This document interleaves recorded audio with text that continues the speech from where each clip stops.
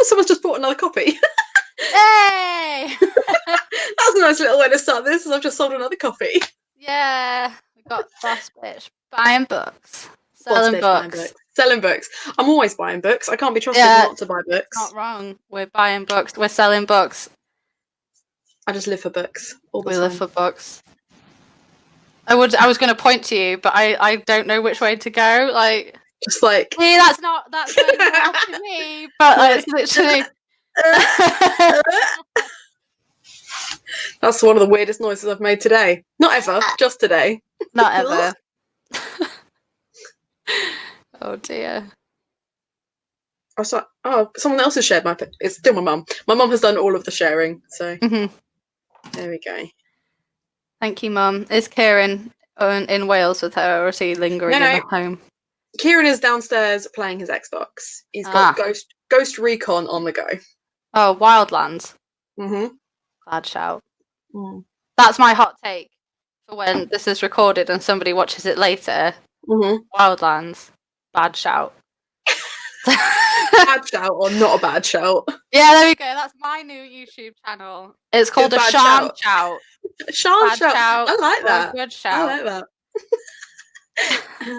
And that's it. Your videos are only 20 seconds long. You literally go, good shout. Or you go, bad shout. And there's no context, there's no exclamation. It could be a game that everybody else is like, I love this. This is 10 out of 10. 10s across the board. And I'm just like, bad shout. Bad shout. No, don't enjoy. Fair enough. Never mind. Shall we begin or shall we wait? No, let's start. Let's start. Okay. So you're Hannah, and you've written a book called FATLIP, which is we didn't even practice that, and that was seamless. I'm very impressed with us. I love this for us now. We are winning at this interview. So for people that don't know you, how old are you now, Hannah? 28. 28, and at that tender age, you've been a rugby player, ballet dancer, you've been the social secretary for your rugby club, which I put down as events organizer, but social secretary sounds like way sexier, let's be honest. You're also a teacher, a blogger, you've run lectures and workshops, even as recently as last year when you did your Gothic workshop. You do ghostwriting, you're now the director of your own company, Silver Tongue Creative, and you're a booktuber, and you've got 2 degrees, and now you're a published author. Self-published, but yeah. It's a long list. But obviously what I wanted to sort of get at there is that you are a dabbler. You've dabbled in many things, and having known you from the MA, like you were writing like a urban YA fantasy on the MA, and you're sort of writing like a sci-fi fantasy now, as well as doing the sequel to your novel and planning a script, and now you've got this love story anthology. On the shelves. So I guess what I wanted to ask you is, do you think it would be fair if we described you as a bit of a jack of all trades when it comes to your writing?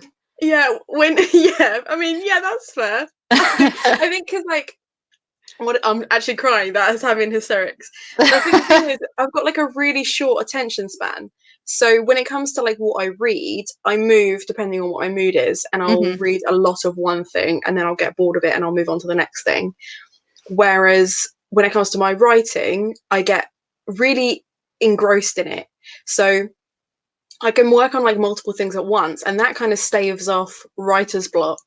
But it also means that I can then take on a load of different clients. And I like the fact that I do write lots of different things. And I mean, this anthology is not like anything else that I've written as like a long-term project before, because it is non-fiction, but it's written like it is fiction. And it was just really fun and cathartic to write, but it was also something completely the opposite, because it's true. It's so the complete opposite of all the fantasy books that I've written and science fiction books that I'm writing, and like the scripts that are set in history, but it's an alternative history where Anne Boleyn lived, it's all this other stuff. Like maybe I just need to get out of my own head, but I'm a dabbler. I like trying a little bit of everything. I don't want to stay in my comfort zone, but if something bores me, I will move on very quickly and just find something that entertains me a little bit better, I think. You're like a buffet writer. Like have a little Yeah, bit of everything on your plate. a la carte. Yeah, and Yes. if you don't like what's on there, you just throw the whole plate away. Yeah. Yeah, Next one, absolutely. garçon. So with all that in mind, how do you keep your ideas organized, and what's your process like? How do you like rein in all of this chaos that's going Yeah. on for you creatively? So I have 3 boxes. I have a box full of just tiny scraps of paper. So like if I have an idea wandering through the street, or when I wake up in the middle of the night, or someone says something, or I hear a piece of dialogue and it goes on a piece of paper, or it goes on my phone, then it goes in that box. Mm-hmm. Then I have a box full of the first 3 chapters. And if I can make it past the first 3 chapters, so say for example, one of the stories that I wanted to start is a teen romance, but it's kind of like a bridesmaid survival guide sort of thing. Now I've written the first 3 chapters, but I keep trying to like fix things because I don't really know where I want the story to go yet.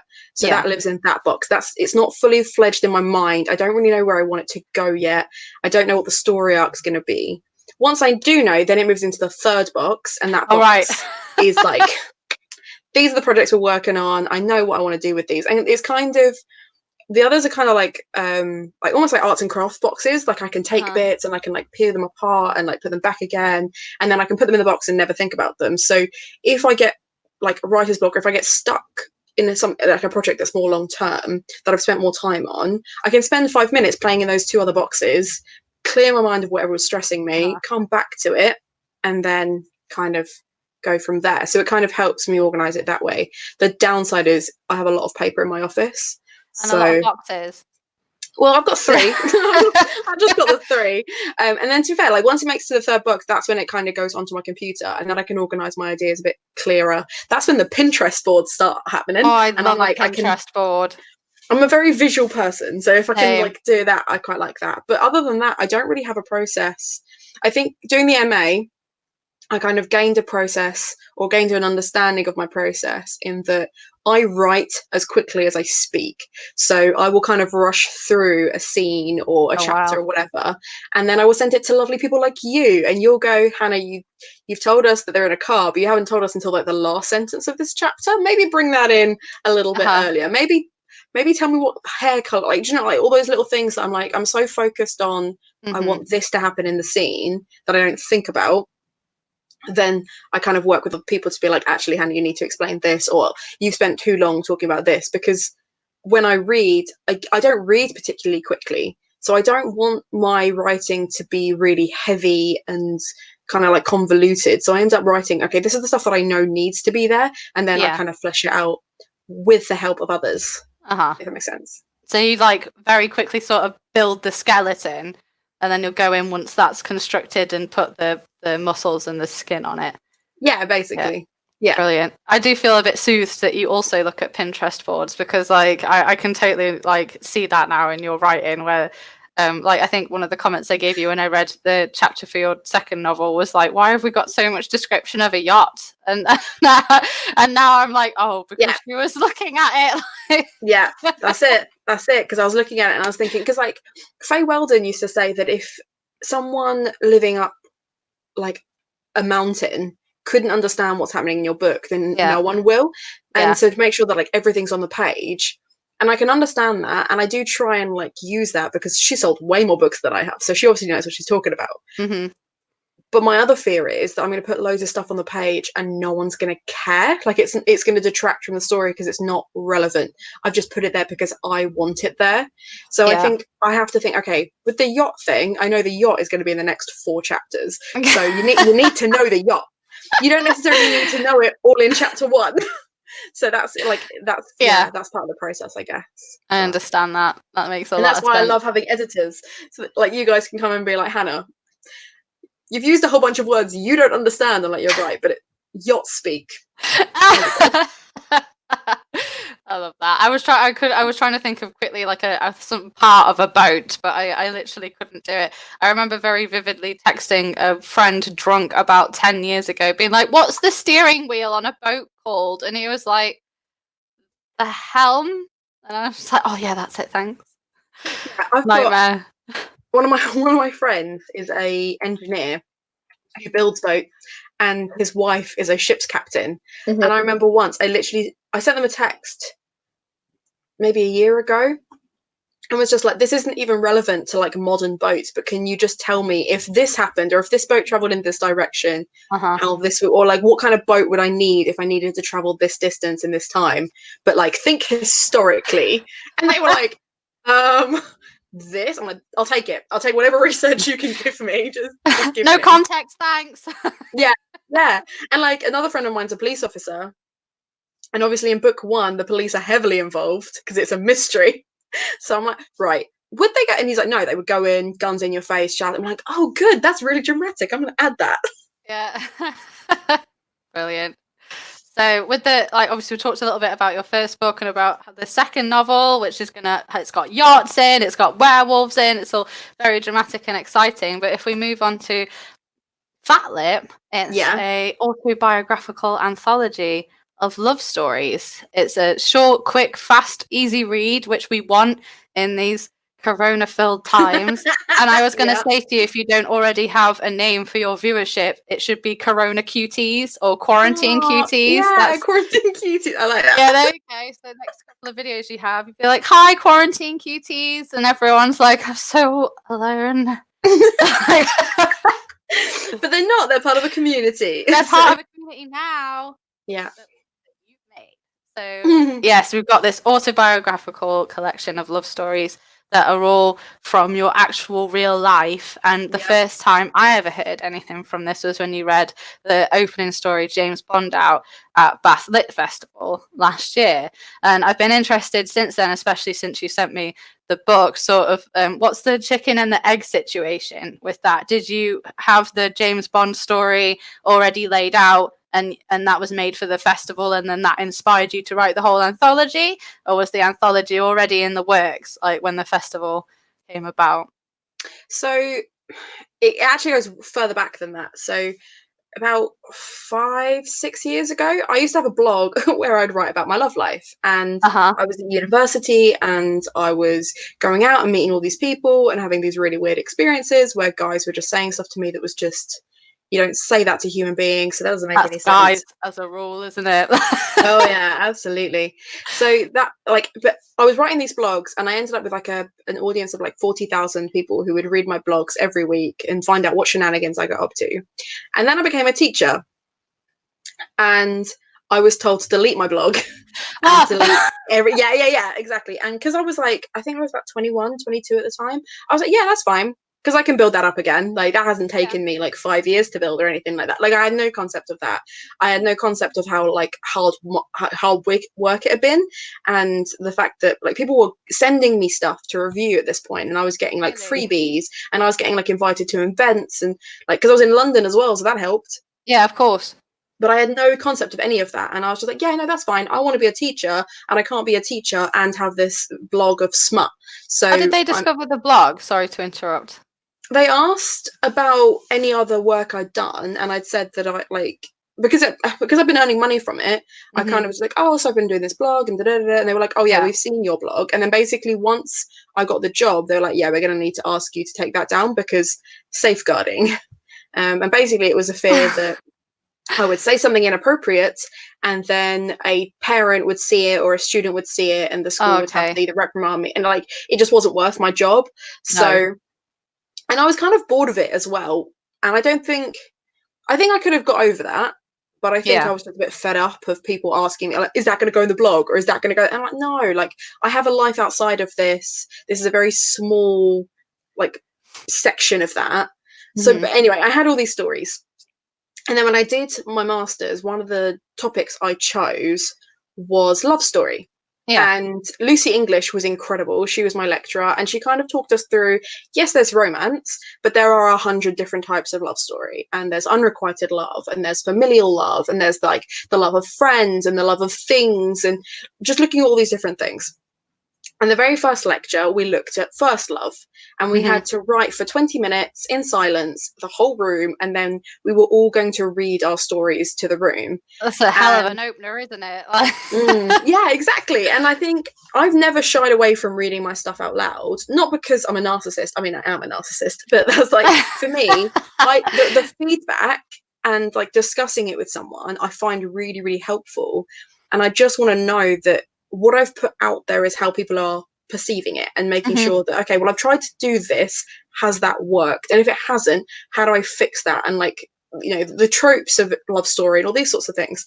And I knew the moment she said first love, there was going to be a lot of stories about first boyfriends or first pets or parents. And I was like, I want to do something that's a little bit different, that's funny, because Yeah. I've got to work with these people for the next 6 months. They're going to need to know up front that my personality is a lot, and I'm going to want to make you laugh the entire time, even if it's inappropriate, Yeah. because that's who I am. So, so I was like, right, let's do something funny, let's do something short, and let's do something they're not really expecting. So again, it was based on a real event. I remembered this so vividly, it hurts. And I can tell you like exactly where I was sitting. I can tell you exactly what it smelled like, and I remember the feeling of being laughed at and being humiliated. And at the time, I hated it. And I was like, I'm writing this in a way that actually I'm fully aware people are going to laugh at me. I know Yeah. they're going to laugh at me. And actually, it's quite a power trip to be like, I'm putting this out there. You are going to laugh because I'm making you laugh. Yeah. So even though it happened to me in the past and like it was embarrassing and stuff, I was like, that's the story that I want to put out. Uh-huh. And then I didn't actually use that story for my final piece. I think I ended up writing what was essentially not a love story, where people broke up at the end. So, standard. Yeah. And I think because I did my essay on opposites attract and how that's a fallacy that's used in stories, but actually it's not Mhm. true.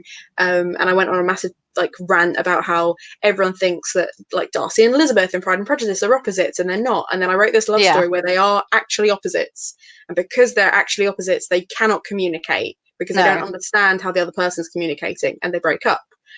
And when it came to doing the Bath event, I was like, I could read that. That's Uh-huh. serviceable. But I also had a very strong understanding that a lot of the people that were on our course that were doing the readings were going to read really beautiful, really poignant, really sad stories. Yeah. And when I realized I was going to be the last person to read, I was like, it has to be something that is short, sharp, funny, Yeah. so that when people leave the room, they go, that was a really good night. Even if they've spent the whole Uh-huh. night being like, well, this is really hard. And I'm not saying like that, like it's not bad written, like, because thing is, I think like writers are inherently really selfish. We write what Yeah. we want to read, and I think a lot of writers will write their story being like, this is beautiful, everyone's gonna love this, but that's not the general public. That, like, it's a very small minority of people that read those really heavy things. And I was thinking, I need to give something to the average Joe that is just here to support someone else in the room, because I was thinking half the room is going to be students that are looking to do the degree next year, and the other half of the room is going to be friends and family of people that are up reading. And I was like, they don't understand writing, they don't care, they're just here because they love someone. So I want it to be the last thing they hear is me ripping the shit out of myself.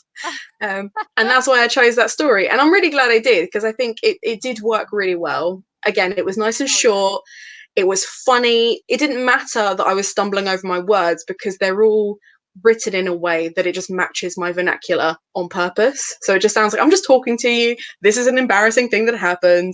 Gonna dramatic pause here, gonna make eye contact there, Uh-huh. and kind of like create a performance around it and not stress it, because I knew the story was good. I'd already got the laugh 2 years before, so I knew it was going to work.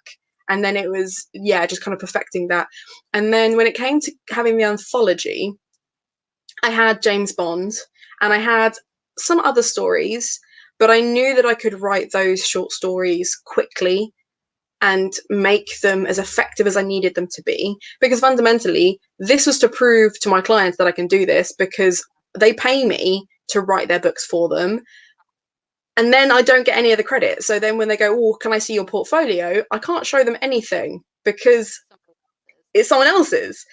So this was like a kind of workaround where I could take those blogs that I had before, I could take those stories, I didn't have to use all of them, I could just cherry pick the ones that were going to be fun to write and kind of create this, up and down scenario of like, you're happy here, but then you're sad here, and then you're happy again, and kind of take you through, and then show like different styles of my writing and different paces and things like that. And really, I was just playing with it, and it was just a really fun task to like put together.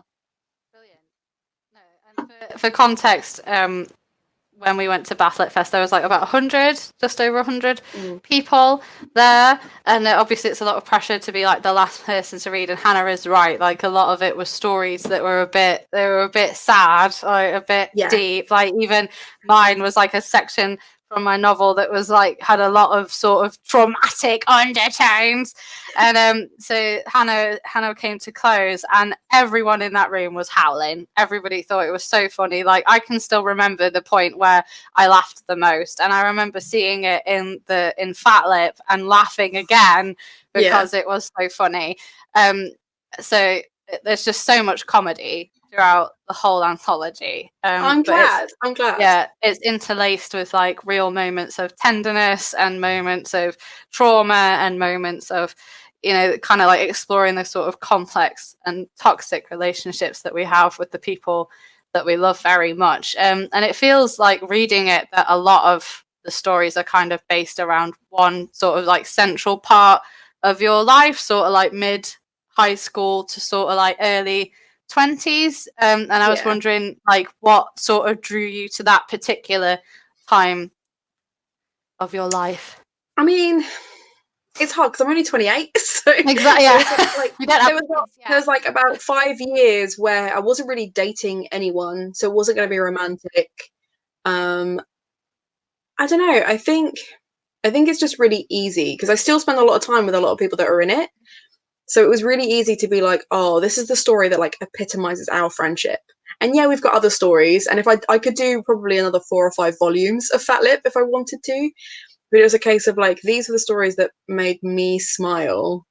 And it wasn't like jaded by, oh, well, you had depression at this point, so you were feeling this, or you had anxiety at this point, so you felt that. Like, this is just, even if I was going through those things, those moments aren't tainted by that, and they're just wholesome. They're just really cute. You said to me earlier that you wanted to pick stories that specifically like that made you happy and that had happy memories attached to them. Do you think you'd want to do like a sequel, like with the things being like this person was a dick, or do you think you're quite happy to sort of have this happy moment and then just leave it where it is?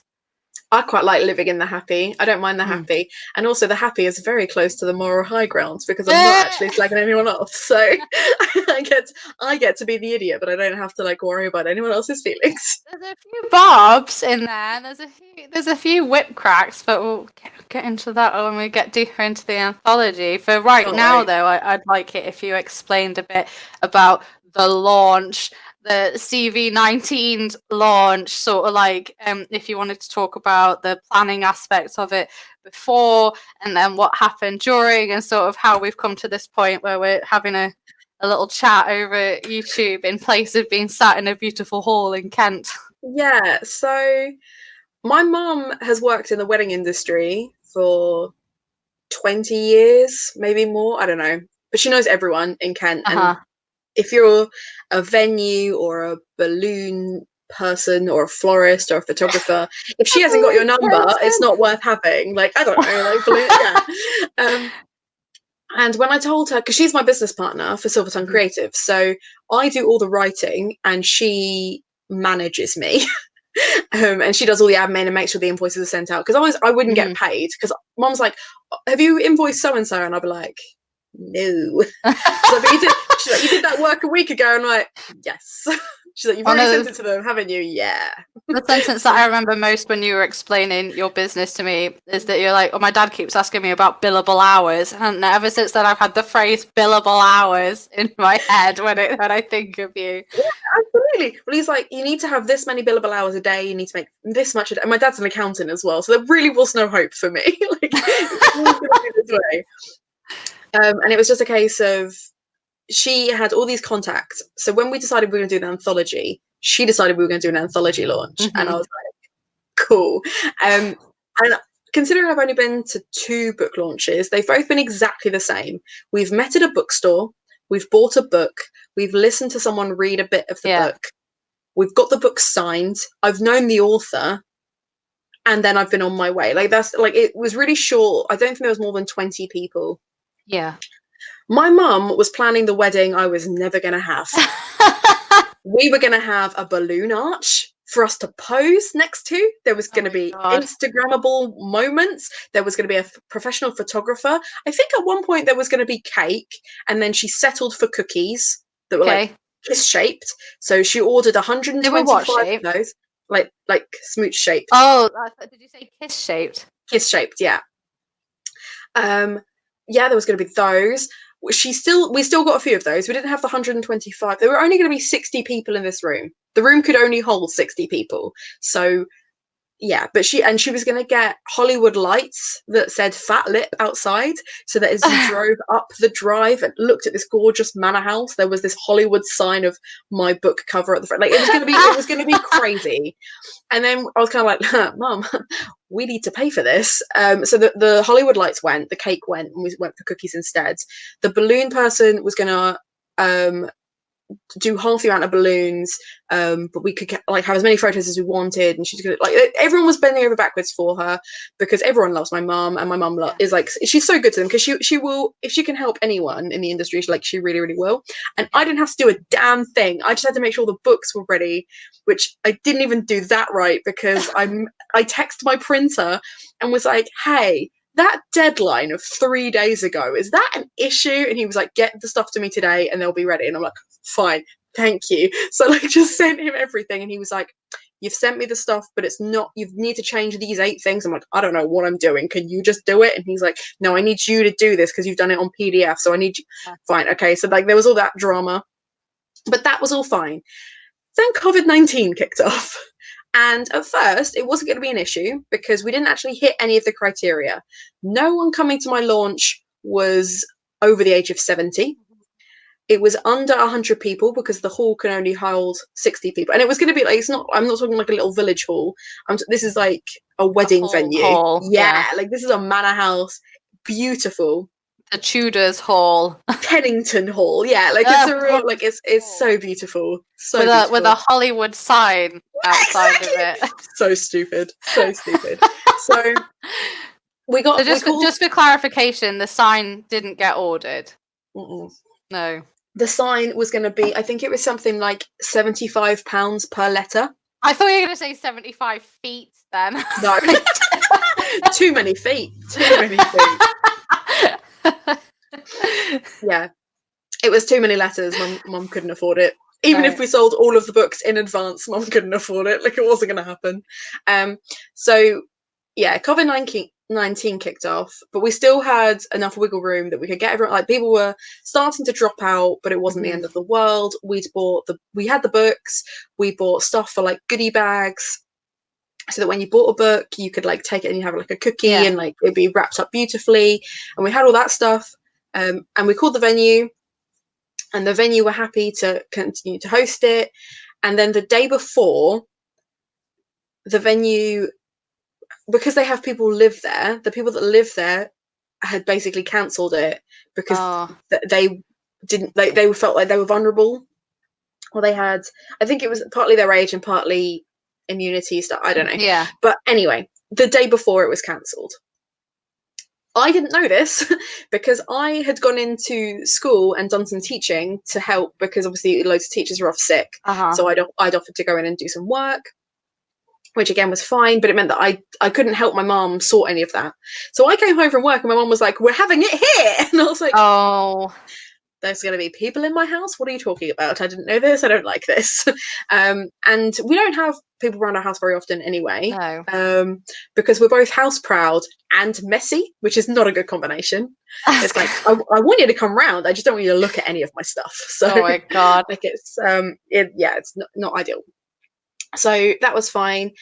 We got more people drop out because it just wasn't going to happen. And then it ended up being 6 of us drinking champagne in my living room with balloons and books, and it was just really chilled, and it was kind of the closest to the original book launch idea that I had compared to what my mum had planned.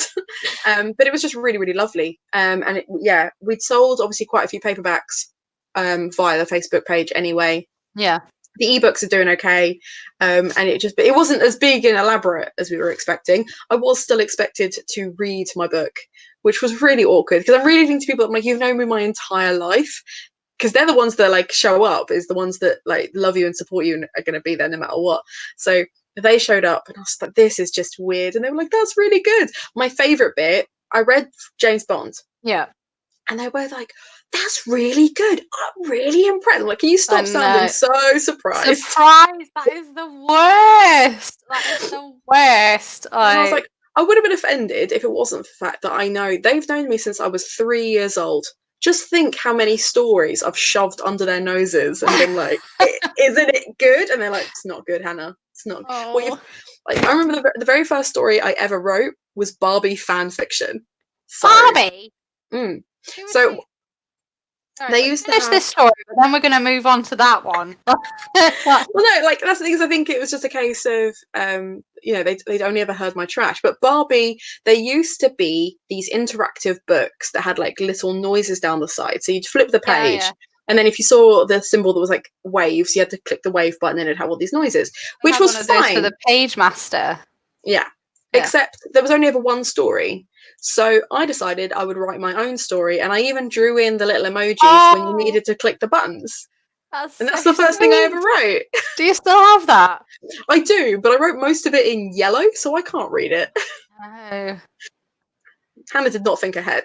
You need to send that to Mattel. Like, I think that would be very sweet. That's very sweet. Like, I can also understand why, having seen that, your family friends would have been like, oh, I don't know about. I don't think she's got what it takes. Look at her chasing a dream. I know, crazy. No. So you had this beautiful launch. You read in front of your family and your friends. Mm-hmm. What happened to all the cookies? We ate them, obviously. There are no cookies left. Like, literally. I was sitting here like, why didn't she post me a goodie bag? Like, where's? Sorry, I was too busy stuffing my face. We've been stuck in the house ever since. I've eaten them. They're gone. That was a week ago. Did you really expect 25 biscuits to last? Absolutely not. This physique does not happen overnight, okay? I carefully crafted it with those biscuits. You had some beautiful balloons in your house, didn't you? You had the big lips. They kind of made their way into your home as well. Yeah. Yeah, Mum, I came home and Mum had decorated the mantelpiece. So we had books all along the mantelpiece. Stem by Stem had sent me some flowers because they are lovely people. So thank you, Stem by Stem. They were right in the middle, and then my books were like around it. And then, she had these 2 pillars of balloons with the big lips. Like, oh my God, they were amazing. And my mum, she gave away some of them. She gave some of them away. I don't know who got them. Someone else has my balloons now. Everything except the lips is a bit deflated, but yeah. So I love that.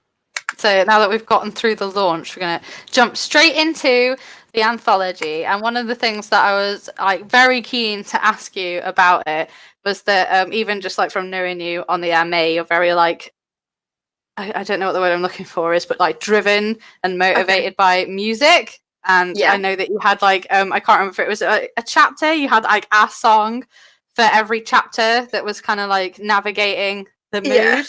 And that's true for your anthology as well. You've got Say Anything's Wow, I Can Get Sexual Too, which has been literally stuck in my head ever since. And you've got obviously FATLIP by Sum 41 is the title of your book. And not just songs, but you've also got poetry. So you've got This Be the Verse by Philip Larkin is like a very important part of one of your stories. And I guess similarly to like the origin of the anthology, I was wondering like how does your process work with that? Do you hear the song and think, I've got a story to go with that? Or do you write a story and you think, oh my God, this is basically this song or this poem? Like, how does that sort of work? Is it a bit of both? Yeah, I think it's a bit of both. I think, again, like when I'm planning a book, so the book you're referencing, every chapter has a different title. I think that was part of the playing with it process was I Yeah. knew I wanted chapter titles, and I was listening to loud and angry music, and I realized how many of them kind of like fit this theme of monsters and stuff in the dark and underdogs and wolves, and there are so many songs with wolves in the title. Like, if you want to make a werewolf playlist, it's really easy to do. Just to clarify, that's your first novel, isn't it? Yeah. That's like that's not this one. There's no werewolves in FATLIP that we know of. Unfortunately. Maybe volume 2. I'll write volume 2 when I finally sold this first book, and then we'll go. There's some emotional vampires, but there's no werewolves. Yeah, that's a very good point. Yeah, that's my second review. Oh, I like that. Yeah, so I think, I don't know. I don't think I'm not a very musical person. Like, I can't play any instrument. I can't sing to save my life. I learned to play the saxophone for 2 years, and then my teacher told me to stop because I hadn't improved from day one. What? Genuinely, I did saxophone for 2 years. I went every Thursday.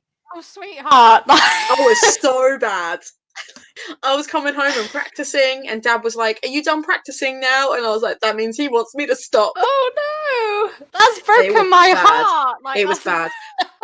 My mum tried to teach me to play the piano. That didn't end well. I cannot play the piano. I'm so musically handicapped. I just can't do it. And I played handbells in primary school. Which one's a handbell? The handbells, bells for the hands. Honey. Like, yeah, I know, right? Because I couldn't play the recorder, but I could play 3 handbells. I was given 3 notes instead of 2 because I was quick, so I could do a couple.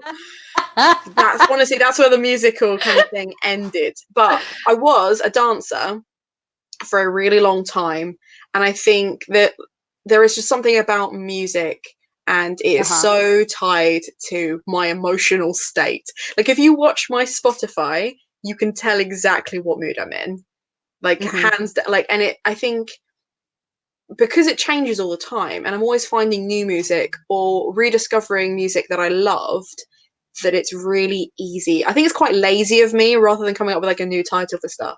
It's like I associate it with those things. So I think the title is always the last thing I do in a story. I never start a story with a title, because I'll end up changing it about 8 times and it won't fit by the end. So I do it at the end. And I think it's a really lazy thing for me to do. It's just to be like, that title, that works. I think it adds like an extra layer, just like as a reader, especially for me, like, because I had never seen that Philip Larkin poem. And then when I read the story and you referenced it at the end, and then I read it, I was like, that's completely changed the whole story for me, actually. That's really put it into perspective. And the same as like, wow, I can get sexual too. Like, I literally stopped the story so that I could listen to the song, and I was like, oh, okay, I understand the layers now that are in here. Yeah. So I wouldn't call it laziness. Like, I think that actually what it does is sort of like open a window to like look at things in a different way. Yeah, I think that's the thing, is like, I think when I first do it like, but then if the title's coming in about halfway, then I've got time to build up those layers. Like, I was tempted, my mum and I discussed it, with This Be the Verse, she suggested that I have the poem at the end, because she was like, well, that way people will know exactly what you're referencing. And I was like, yeah, but that's copyright and I can't do that. I can't just have the whole. I could do odd lines, and I could do lines intermingled with the story, or I could do the first 2 lines. But the first 2 lines on their own are so harsh that I can't remember actually if I did. I think I put them in and then I took them out. I just want to double check. I think it's they fuck you up, your parents do. They don't mean to. Yeah, they don't mean to, but they do. Yeah. Yeah, maybe I did then. Yeah, I left. Yes, and I think I felt really harsh about that, because I just feel like, as lines on their own, because the whole poem is about like, yeah, your parents are the worst, but they are doing their best. And I was kind of hoping that would be the underlying tone, but those 2 lines on their own are so brutal. They are, but I think, like, because of the way that you framed that story, and we're talking, the story has the same name in the anthology. It's called This Be the Verse, and we'll get into that a little bit deeper later. But I think because of the way that you framed the narrative, where it doesn't just talk about your kind of very complicated relationship with your mum, but also her very complicated and painful relationship with her mum.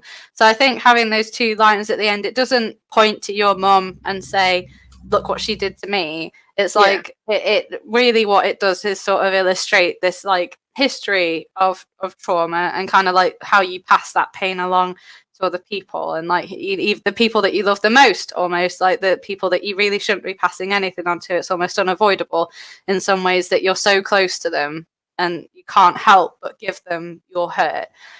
So I don't necessarily believe that it is so harsh and it makes like a statement that's negative about your relationship or about the people in the story. Actually, what I think it does is contextualize it in a way that I think you wanted, where it's like there's a line here where you could keep pointing fingers, but the fingers would go so far back, that it would become completely nonsense. Yeah. Well, my mum and I had loads of discussions because we weren't sure. I really wanted to have the story in. It's one of the longest stories in the anthology. It's one of the ones that I spent the longest working on. It's one of the ones I'm proudest of. Yeah.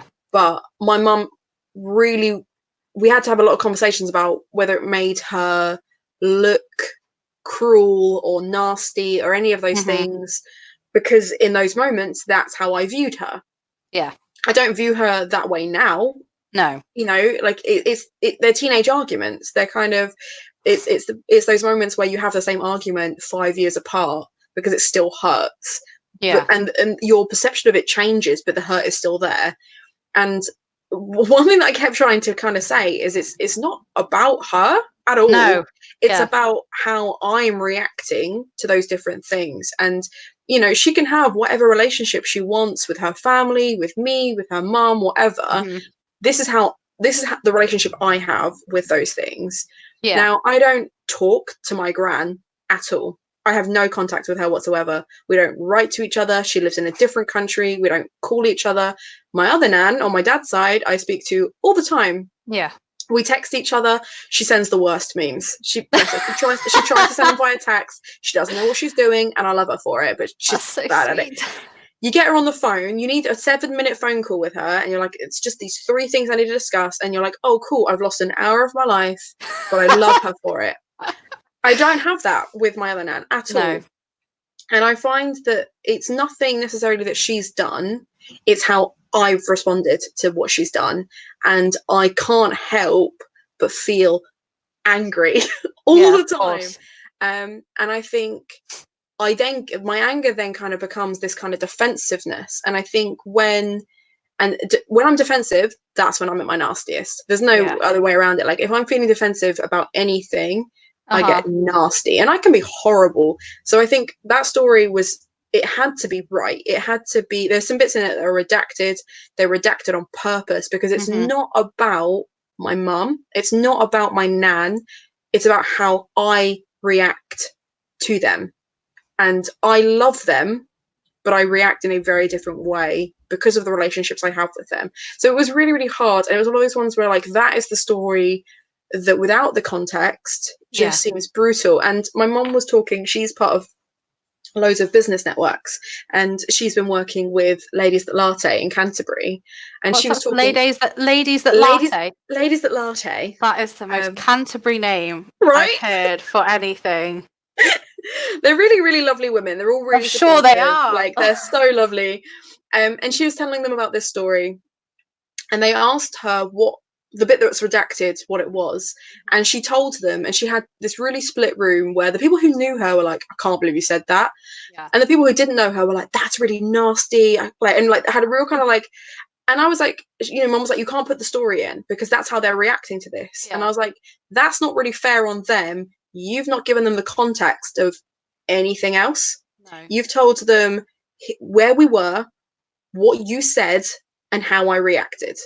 You haven't told them what was going on, where we were, like the wider picture. You've not told them that it's then had this impact later, but this has also been like a benefit of it, and this has happened, and then like, and you've not explained any of that. There is so much context to it, and it is probably the most layered story which is probably why it's the longest, and probably why it's also the one that's actually in parts, and it's labelled by my age when these things happen. Do you want to contextualize this story a little bit, seeing as we're going into it so much? And I'm going to Yeah. ask you more about it like right after anyway. So if you want to like give us like a brief summary about what the story's about and sort of like what we're talking about. Yeah, so essentially, the story starts. I'm sat in my bedroom. I've got a boy in my bedroom. I'm very excited about it, and my mum tells me I need to go to I need to go to rugby. Mm-hmm. I'm like, boy in my bedroom. I don't think you understand. How old were you then as well? 13, 14. Yeah, I was a baby. Like, I'd have kicked you out your room as well. Yeah, exactly. Like, that's the thing. Is like, as an adult, I'm like, just go to rugby. Boys come and go. Just go to rugby. Yeah. And my mum made a comment about my weight, and it was brutal. It's redacted, so I'm not going to say what it was. No, absolutely. But she said something that then had a knock-on effect, because I didn't go to rugby then, and I have a really complicated relationship with my weight now, where I know I'm not massive, but I'm not skinny. And when I go to the gym or I feel bad about myself, what she said comes back to haunt me. And it then goes on to, like, I wrote a blog post about it, and then people were talking about it, and she felt that I'd put her in a bad light. And I probably did, because I didn't really understand how to layer or like contextualize, because I was still a baby. And then I wrote another blog post a few years later trying to contextualize it. And again, because it still hurt her to know that she had done that to me, it hurt, like it just kept bringing it all back up. So this was kind of my third attempt. Three's the charm, where I was going to try and actually contextualize it and go, okay, but here's the journey. Here's where we started. This is where we started. And here's where we are now. And we are stronger now than we have been ever before. Mm-hmm. We're actually able to live under the same roof, which is fun, and work together. And actually, it's not your problem anymore, because I can let this go, or I can hold on to it and let it affect me later on, kind of thing. So it's more about, yeah, it's one incident and then the aftermath of that incident, but understanding that there are incidents for my mom that I don't even understand, and I don't even know about, and I never will, because she's never gonna, like, she's not going to share those with me, or if she does share those with me, I'm still not going to get the full context of it, because I wasn't there and I haven't felt what she felt. So it's kind of, yeah, and it just kind of goes through it that way, I guess. I don't know if that answers your question, but it just kind of course.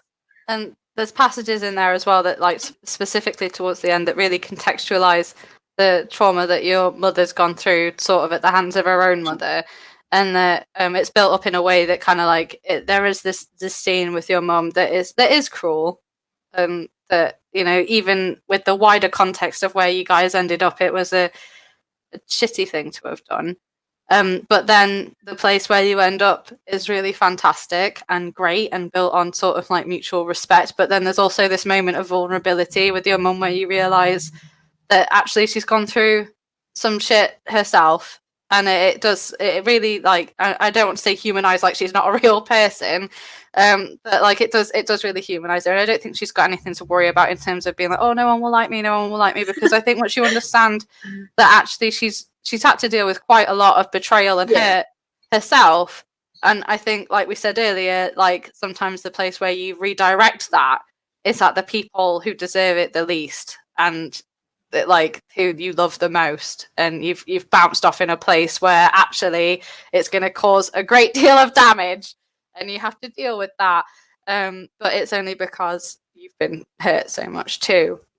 And it's one of my favorite stories in the whole anthology. It's so well paced, and it's beautifully structured, and I was reading it and I was completely enthralled by it. And like I had nothing but sort of like sympathy for you and your mum by the end of it, where I was like, you know, I didn't read it and think, oh, Hannah's mum's a dickhead. Like, I was just like, you know, like there's a lot of context there, and I think you did a really good job of putting in a great deal of like tenderness as well. And I think, oh, she's gone. Where's she gone? And she was complimenting me as well. Let's see what just happened.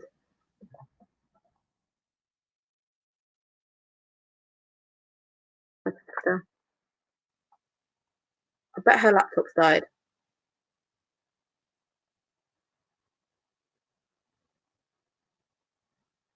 This is some good content you stuck around for. Let's find out where she's gone.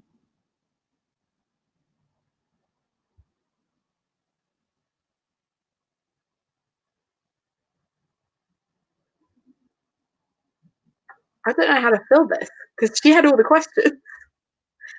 If you guys are still watching, please put some questions in that ask bar and I'll answer them whilst I'm waiting for Sian to return because I've no idea where she's gone.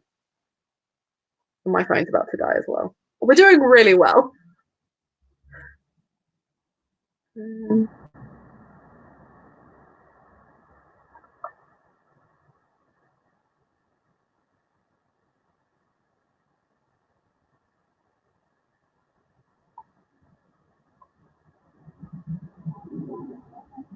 She's not responding.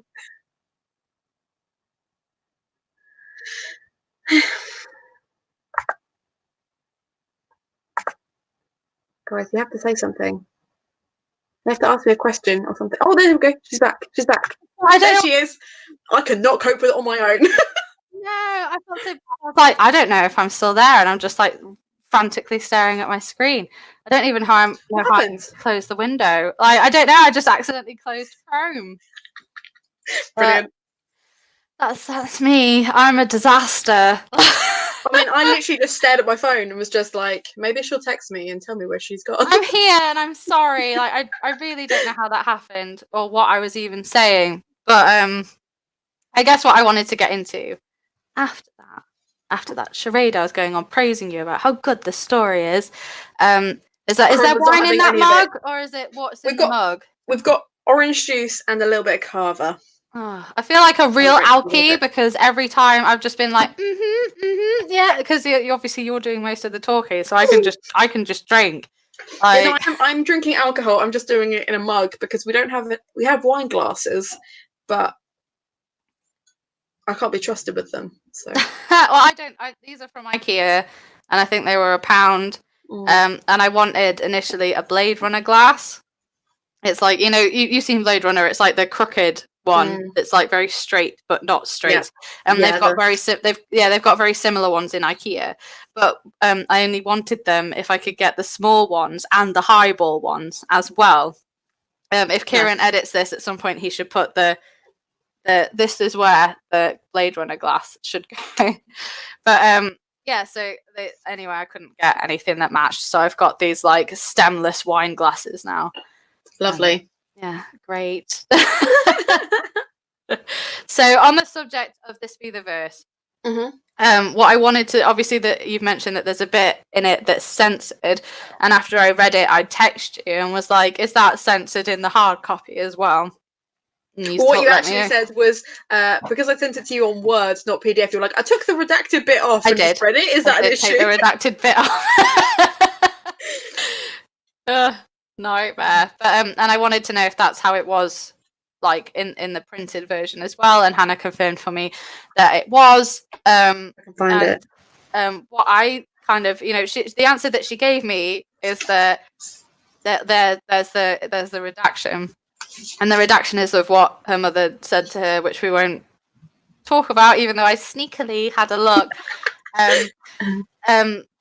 And what I wanted to talk about now was that obviously the answer that you gave me was that's the only way that your mum would allow you to print the story, as if what she'd actually said wasn't included in the story. But what I sort of find interesting, and I think what maybe there's some subtext to this, is that there's actually quite a lot about self-censorship and trauma, particularly in writing in that act. And I wanted to know what you thought about that. I guess there is, and I think there is to an extent in a lot of the stories, because they're all kind of almost Instagram filtered. And some of that is intentional. So it's a case of, okay, well, I've taken that bit out, but I've left that bit in. We've highlighted this a bit more because I want to focus on that. And then other bits, it's like, trauma's bizarre in that it forces you to think about certain things a lot and forget about completely different things as well. So I think trauma in itself can censor you, even unintentionally. Yeah. I think when it comes to that story, the fact that it was redacted was kind of the compromise that Mum and I came to. I could keep the story in, but the line had to not be in there. And I wanted it to be, there still had to be something. There still had to be that moment for the beat of the story to work. But that way, because it fundamentally doesn't really matter. She could have said anything. Anyone could have said anything in that moment. And, whatever you think, it's going to be way worse than what she actually said. Yeah. Because, I don't know. It's... I remember when I was talking to people about it, before this was even a story, and I would just talk to people about it. There was quite a few people during my undergrad. And you'd always compete with who had the worst mom and who'd said the worst thing and who'd had the worst boyfriends and this sort of stuff. And I was never the worst. My childhood was pretty idyllic. My adulthood has been pretty idyllic. Any kind of things that have gone wrong has mostly been self-sabotage or laziness or whatever it is. So I think that's the Virgo in you, mate. It's just let yourself down at every opportunity. with a little bit of Gemini just thrown in there for fun as well. God, tell me about it. I'm a mess. And you're an air sign. Yeah, exactly. I'm a mess. So I think it's, I don't know. I don't really acknowledge trauma in the moment at all. So one of the stories is when my granddad passes away. This is a funny collection of stories, by the way. There's only 3 sad stories in it. But they're tender though. It's not depressing. That ultimately in an anthology about love, they are tender, and I feel like everyone can relate to losing somebody that they love or being let down by somebody that they love as well. So when we say it's a collection of love stories, we don't necessarily mean every story is about Hannah and her various romps through high school. It is deeply about sort of family and the relationships that you have there, and about deep friendship and loss as well as love. So it's very balanced and tender. Yeah, good. I'm glad because I didn't want it to be more one than the other. I wanted it, you need to have those ebbs and flows, because if you just have funny throughout, it's not funny anymore because you're just hitting the same beats over and over again. Yeah. But going back to the trauma thing, in that moment when my granddad's passed away, I was just angry. I was just really angry, and I didn't want my mum hugging me, and I didn't want to see people crying. No, I didn't want to see people happy. And it didn't really, I didn't realize that's what grief was. I just thought I was being a bitch, and that I was just completely insensitive, and was just well, clearly I have no soul because I don't, I'm not upset that he's gone. I'm mad at him. Yeah. And it took a while for the anger to kind of fade away. And you don't sit there and go, that's trauma. That's what that is. That's grief. I'm going through a thing. You don't think of it in that moment. So I think it's, I think it's really interesting that there's quite because, and I think what one person might see as trauma, someone else might not. Yeah. Someone might get, the occasional penis picture sent to them and find that very traumatic. I think it is the funniest thing to ever happen to a human being. I made a guy apologise once. He sent me a picture of his penis and I made him apologise. Is this the guy that was on Twitter? No, this is someone completely different. Oh, okay. Completely different. Honestly, I think Tinder had just arrived. I think that's what happened. He sent me a message. Tinder has arrived. Tinder has arrived. So a long while ago, but he sent me a picture of his. It was the first. And he just sent me that. He didn't send me hey, how's it going? It was literally just straight in with the aubergine. And I was boy. And I literally just responded why did you send that?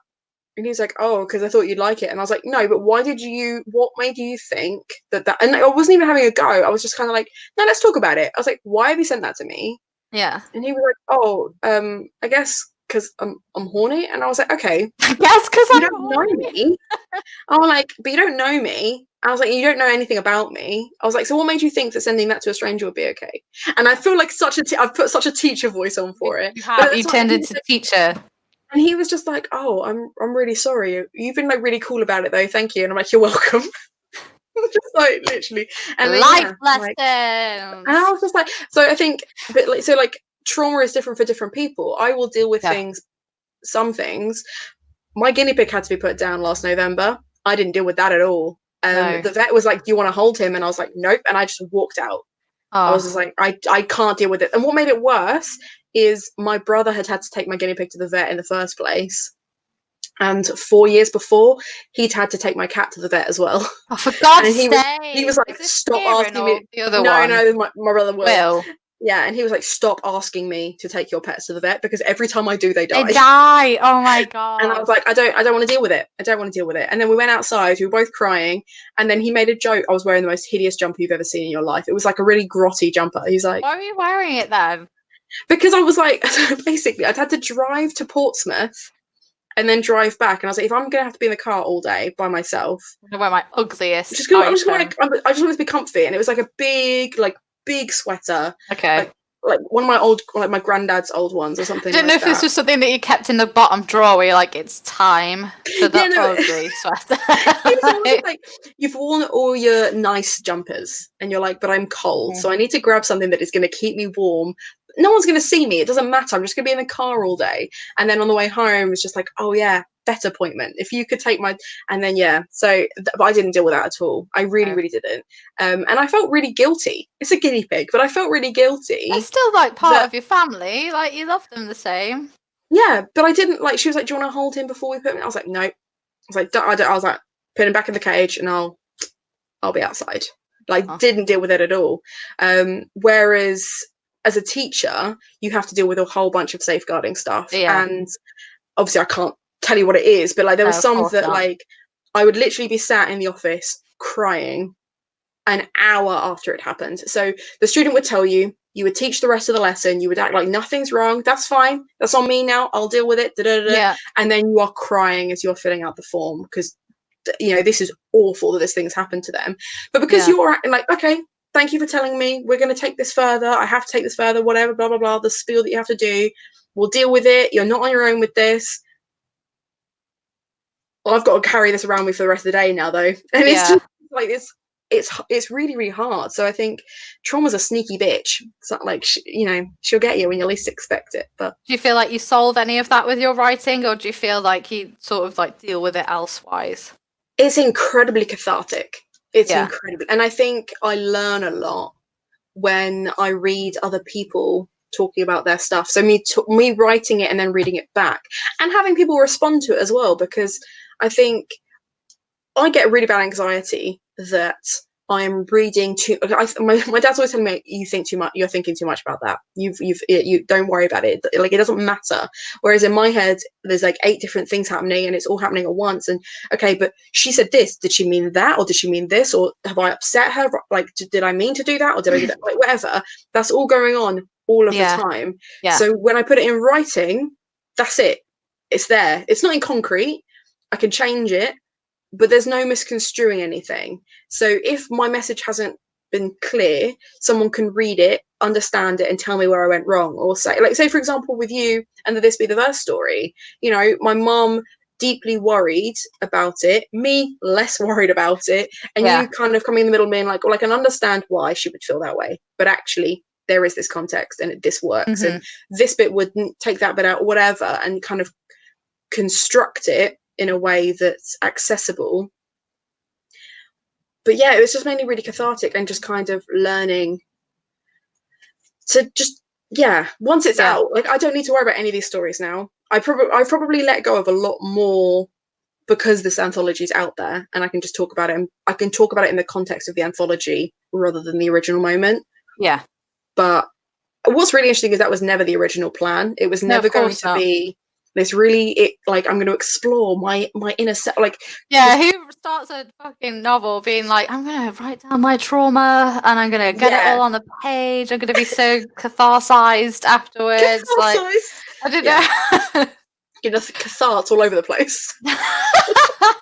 You are so a teacher. I vividly remember writing Imaginate on something, and the teacher looked at it and was like, what's the difference between imagined and imaginate? And I was like, that's so mean. That's the same, I guess. Like, I was so devastated by it, and you just did the same thing.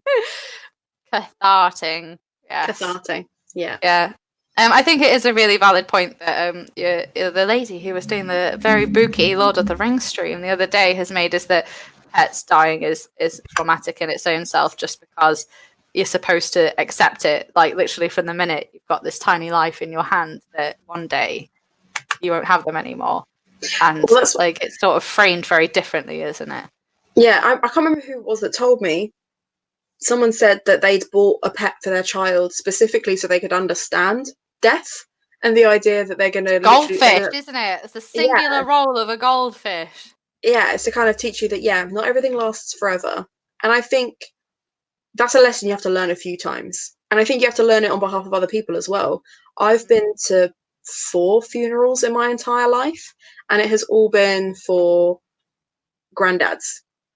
I don't think I've been to a single women's funeral, so I don't know if and they've all been very, very similar, but they've not been necessarily been my granddad. It's been my friend's granddad, or do you know what I mean? And I think seeing grief on someone else, you can understand it better than if you're experiencing it yourself. If you have empathy, if you don't have any empathy, then it's not just a complete sociopath. Like, I have no idea what you're feeling. I can't even imagine. But I think, it makes it a bit clearer. I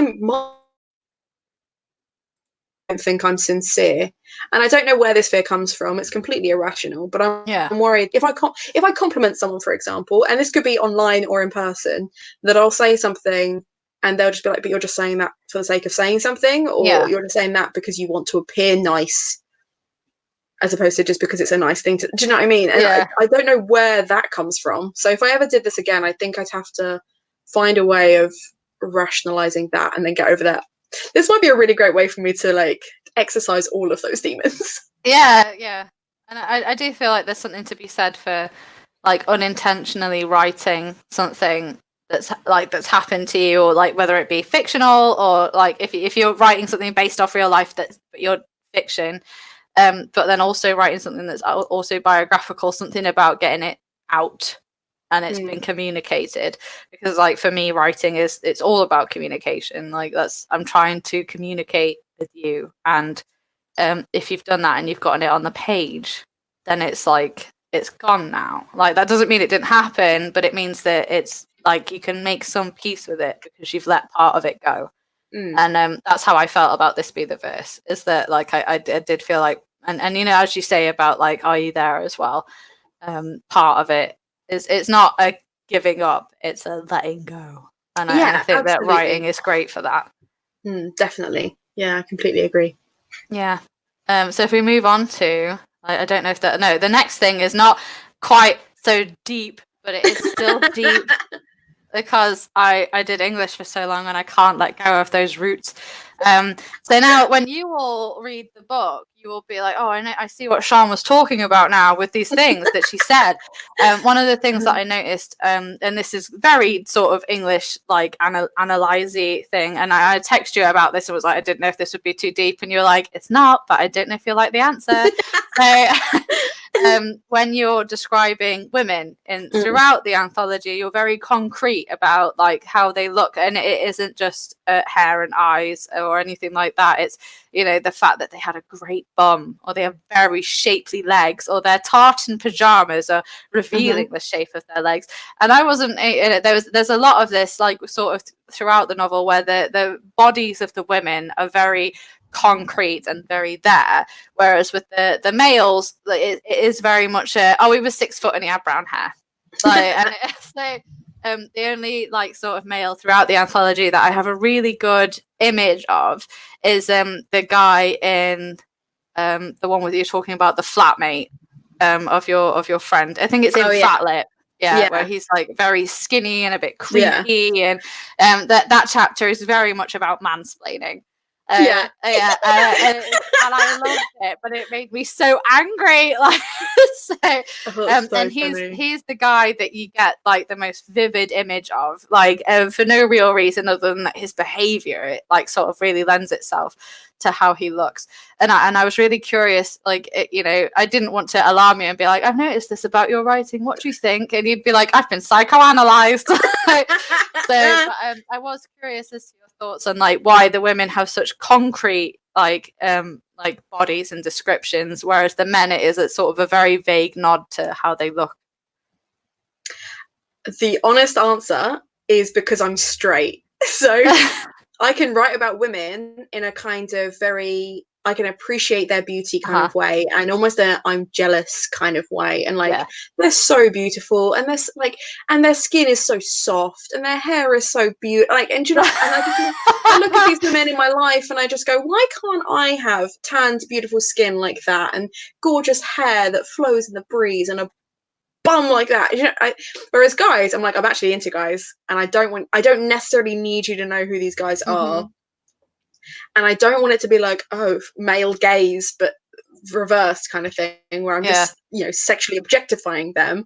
So I think it's it was partly, I can talk about women till the cows come home, because I don't actually want to have sex with women, so there's no kind of, I'm not a threat, so I can look at that and I can appreciate, as opposed to being like, I was naked next to this lady and she was like, and like, there's none of that. It's very kind of like, whereas with the guys, I think, because most of the guys that I'm talking about, I am attracted to, and I still talk to some of them, and I don't necessarily want them to know they're the ones in this story. So it's kind of, but I think it's interesting, because I think I have noticed that in my other writing, where it's fiction as well, I tend to focus on male hands, shoulders, and hair. I think is kind of, I don't know, it's my jam. But whereas with girls, I don't know, I partly probably because I'm jealous, and I could project onto these women these beautiful things because I'm jealous of them. And it's not, I don't have to psychoanalyze it. It's just like, they are beautiful, and I want the world to know they're beautiful, and that I have always seen them in this beautiful way. Whereas guys don't need the ego boost, No, like, I will say that in all of the stories, you don't intentionally put anybody down, unless they totally deserve it. Like that guy with the kebab, which absolutely made me howl. But I literally was just creasing myself the whole time. I think the only person who you get vaguely venomous with is Stilettos in the story about your rugby beer pong story. I feel bad, because like, she's literally the most harmless person in that story. She's not doing anything. I think it was just more Stilettos to beer pong. Who does that? Someone who wants to impress everybody. But no one's going to be impressed, because no one cares. Like, no one walks up to beer pong. She just loves herself in stilettos, and she's like, I'm going to wear these no matter where I go, because I am my best self in these shoes. I think the venomousness comes out because there was more. It wasn't just me that thought that was silly. It was other people thought it as well. And you end up with this kind of like cruel pack mentality of women going, well, that was a bad idea. I don't think we just kind of like share that around. Even in the story, there isn't a comment about you are gorgeous as well, as your friend has said. You're beautiful as well. I think you can click on those, and then Can I? Am I allowed? Yeah, of course you can. Oh no, I can't. I don't have the power. Oh, okay. I'll see if I can fix that. No, if you see whether you're like, click on it, I'll click on it. Me. But even in the story, you don't make a single comment about this girl and her high heels until the other girls have made a comment about her and her high heels, and then it's like, and then Stiletto was real dodo. What is she like? Yeah, unintentionally, but still like poignant is, I guess, the idea that sometimes women gang up on other women, and it's not necessarily for the best. And in a book where women are like, you do sort of like, you put them all up on a pedestal, you never like say anything negative about them physically. I think the closest you come like to like being like, this person's a bit of a dickhead, is when you're talking about Latte in is it called Coffee? What's the story called? It's Lists. The story is Lists. That's it. So Lists is the one where sort of the thing that I'm talking about is most over, and there's also a character, I say character, but she's a real human called Latte, and she has got a bit of a vindictive streak. And at one point Hannah puts in this throwaway line about how she was the one who started the rumor about her and Americano. And like, all the girls in this story are named after coffees, which I was like, what, why? But then I was like, it's not like, it's not a drama, like it could, like, especially when in every single story Hannah references tea and describes herself as tea, which I take to mean constant, comforting, and good with sugar. So I was gonna say full of sugar. Yeah. So like there's a throwaway line that you put in there that, you know, sort of like, you know, hints at this sort of vindictive streak, which is that Latte is the one that started the rumor about you and Americano. And when I was sort of like thinking about this, I really was desperate to know what the rumor was. And then when you guys read it, you'll see this throwaway line and you'll know what it was. So what was the rumor that Latte started about you guys? She told me, she told everyone that I was trying to steal someone's boyfriend. How old were you at this time? 14, 15. Boyfriend stealing slut. I know. Thing is though, like it's like I look back at it and I'm like, why was it such a big drama? But so many people believed her. So many people believed that I was trying to steal this girl's boyfriend. Because we were just mates. I've always hung out with rugby a lot, and I think he played rugby or was like friends of those people, and I just hung out with him a lot, and we used to Skype a lot. And it wasn't. I was one of those people where like I'd have my guy friends on Skype. They'd be sat at home playing on the Xbox, so it would just be the Skype would be connected to their Xbox, and every now and then you just hear them like screaming and swearing and stuff, and it's about the game. And I'd be on the other side reading my book, and it was just you were doing those things with someone on the other end, but you weren't that. Do you know what I mean? But you'd end up with like these little in jokes. So then when we were in a massive group, we'd have these little in joke moments. And I don't know if she just didn't like it or if she was just a vindictive bitch. I don't know. But she got it in her head that I was trying to steal him from my best friend. And the bit that broke my heart was that my best friend came and asked me to stop spending time with him because of this rumor. And I was just like, why do you believe her over me? Yeah. And then but then it started like spreading, because then like any guy that I talked to, I was trying to steal him. And then I made out with a guy at a house party, and it turned out he did have a girlfriend. Oh shit! I didn't know that. I didn't know that when I made out with him. And this rumor had already been in the works for months. And then we made out at this party, and his girlfriend found out and was like, well, I knew you were a boyfriend stealing bitch, blah, blah, and like, and it just skyrocketed from there. And you know, she'd been vindicated. She'd called me a boyfriend stealing bitch from the start, and then and I was like, I didn't even know he had a girlfriend.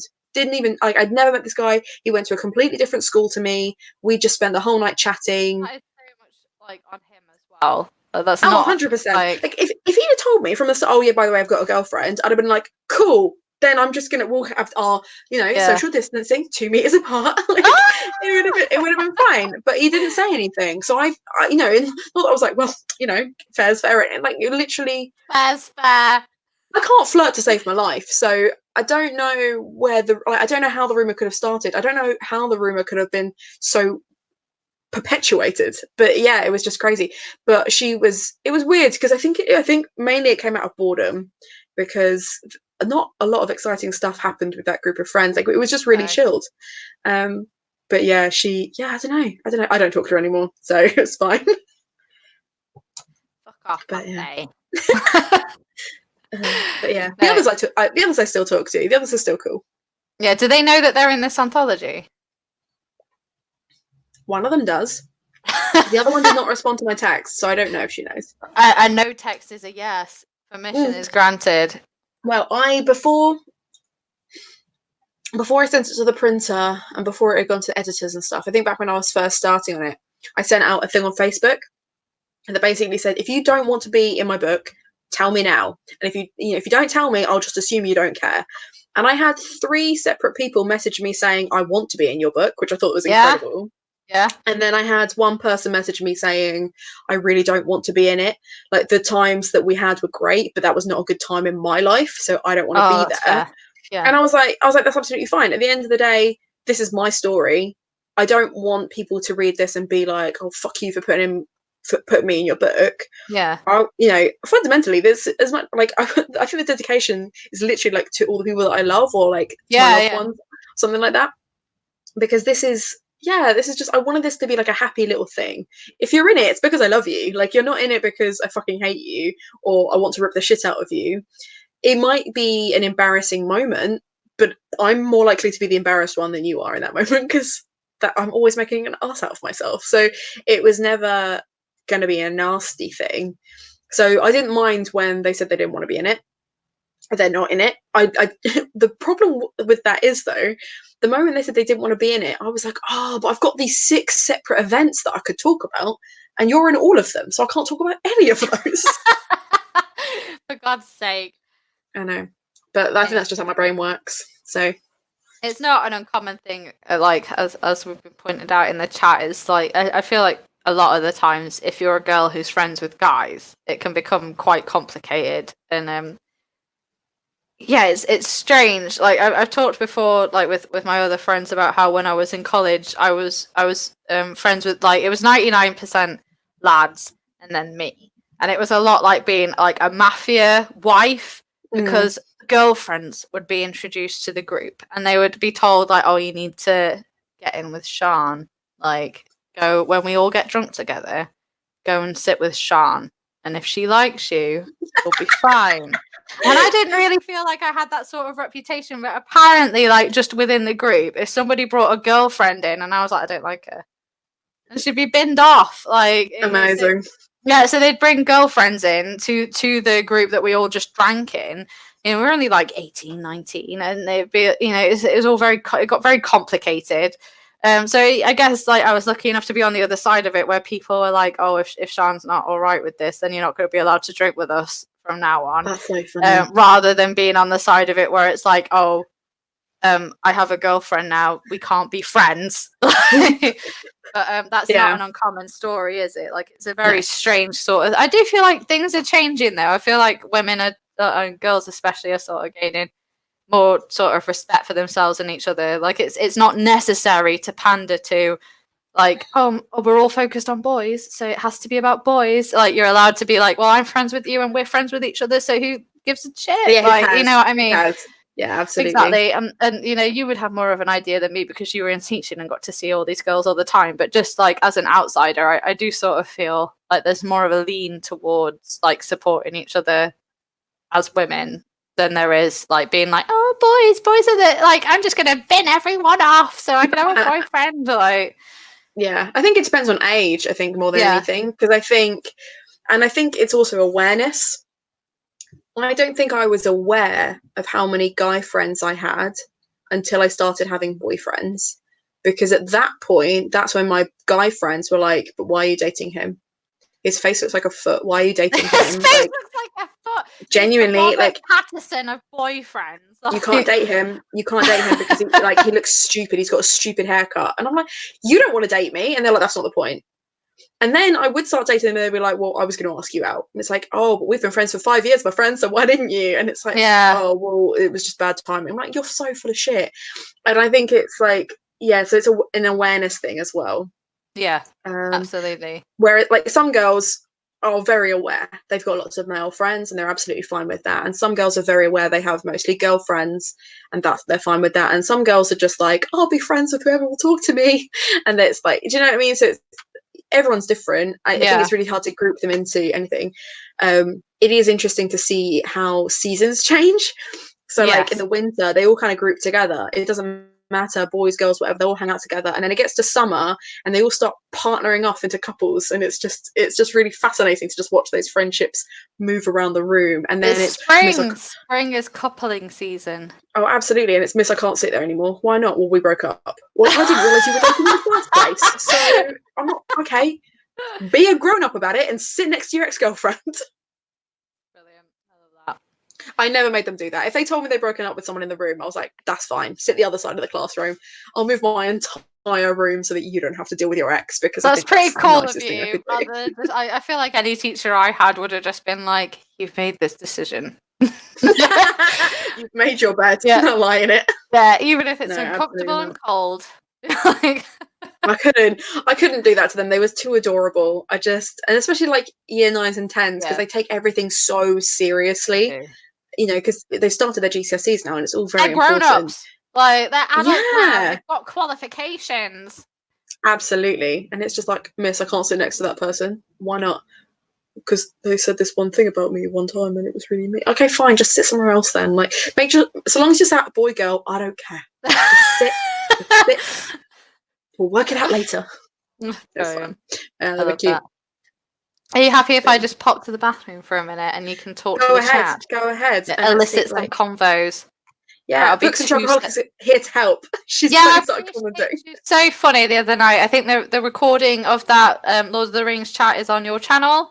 It is. It is. Yeah, and it was so funny. And I entered at completely the wrong time. I was slightly late, and like literally the second that I came into the chat, I can't remember if it was Hannah or what's the Faye. books Faye.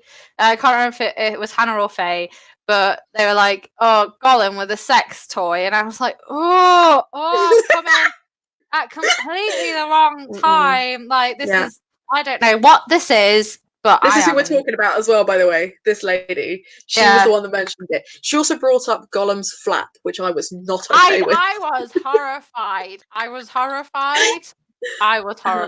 Like I don't want to think about it. No, but I also forgot that he even wore clothes until she remembered. And I'll be honest, I was really impressed by her, like just being able to recall things about Lord of the Rings on the fly. Yeah. And I was just like, oh, I forgot he even had a flap. But then he does have he does have a flap. Gollum has a flap. Do you think you forgot, or do you think you've repressed it? Because I think I repressed it, to be honest. Oh, I don't know. Bit of both. Both. Trauma management is what I'm going to describe that as. Yeah. Right, I'll be right back one sec. Okay. Right. Has anyone got any questions? I feel like I need to be answering some quick fire questions. Let's see if anyone's commented on the Facebook. Nope. Guys, you need to talk to me. Otherwise, I'm just sat here talking to myself. You brought up... Is that meant to be Tarzan? You brought up Tarzan. Yeah, but Tarzan was sexy. He was like 6 foot and had pecs and was raised by gorillas. Him having a flap is fine. Gollum's flap. Is that even a phrase you want to be saying out loud? Like, think it through. Think it through. But yeah. No, my friends are cool. They didn't mind being in my book. They have spent a lot of time trying to work out who everyone else is, though, so...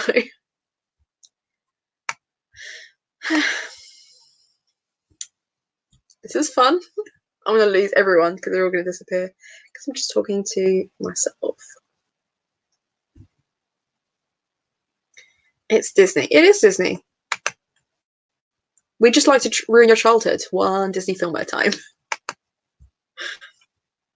I was talking to someone earlier about different fairy tale adaptations, and I feel like, unfortunately, Disney has used the big 5 over and over again so many times that anyone that like comes up with like a book adaptation of a fairy tale and it isn't one of those 5, it either isn't going to sell very well or it's just going to feel really overdone. I'm just like, okay, what is my fave story in the book? I'm assuming you mean FATLIP and not Disney. I don't know. Lists is quite funny. Perpendicular is cute. Probably beer pong. Beer pong, I feel like, is the most narrative one. That's not a real sentence, but I think they all make me laugh. The Fool is quite good. Yeah, probably beer pong.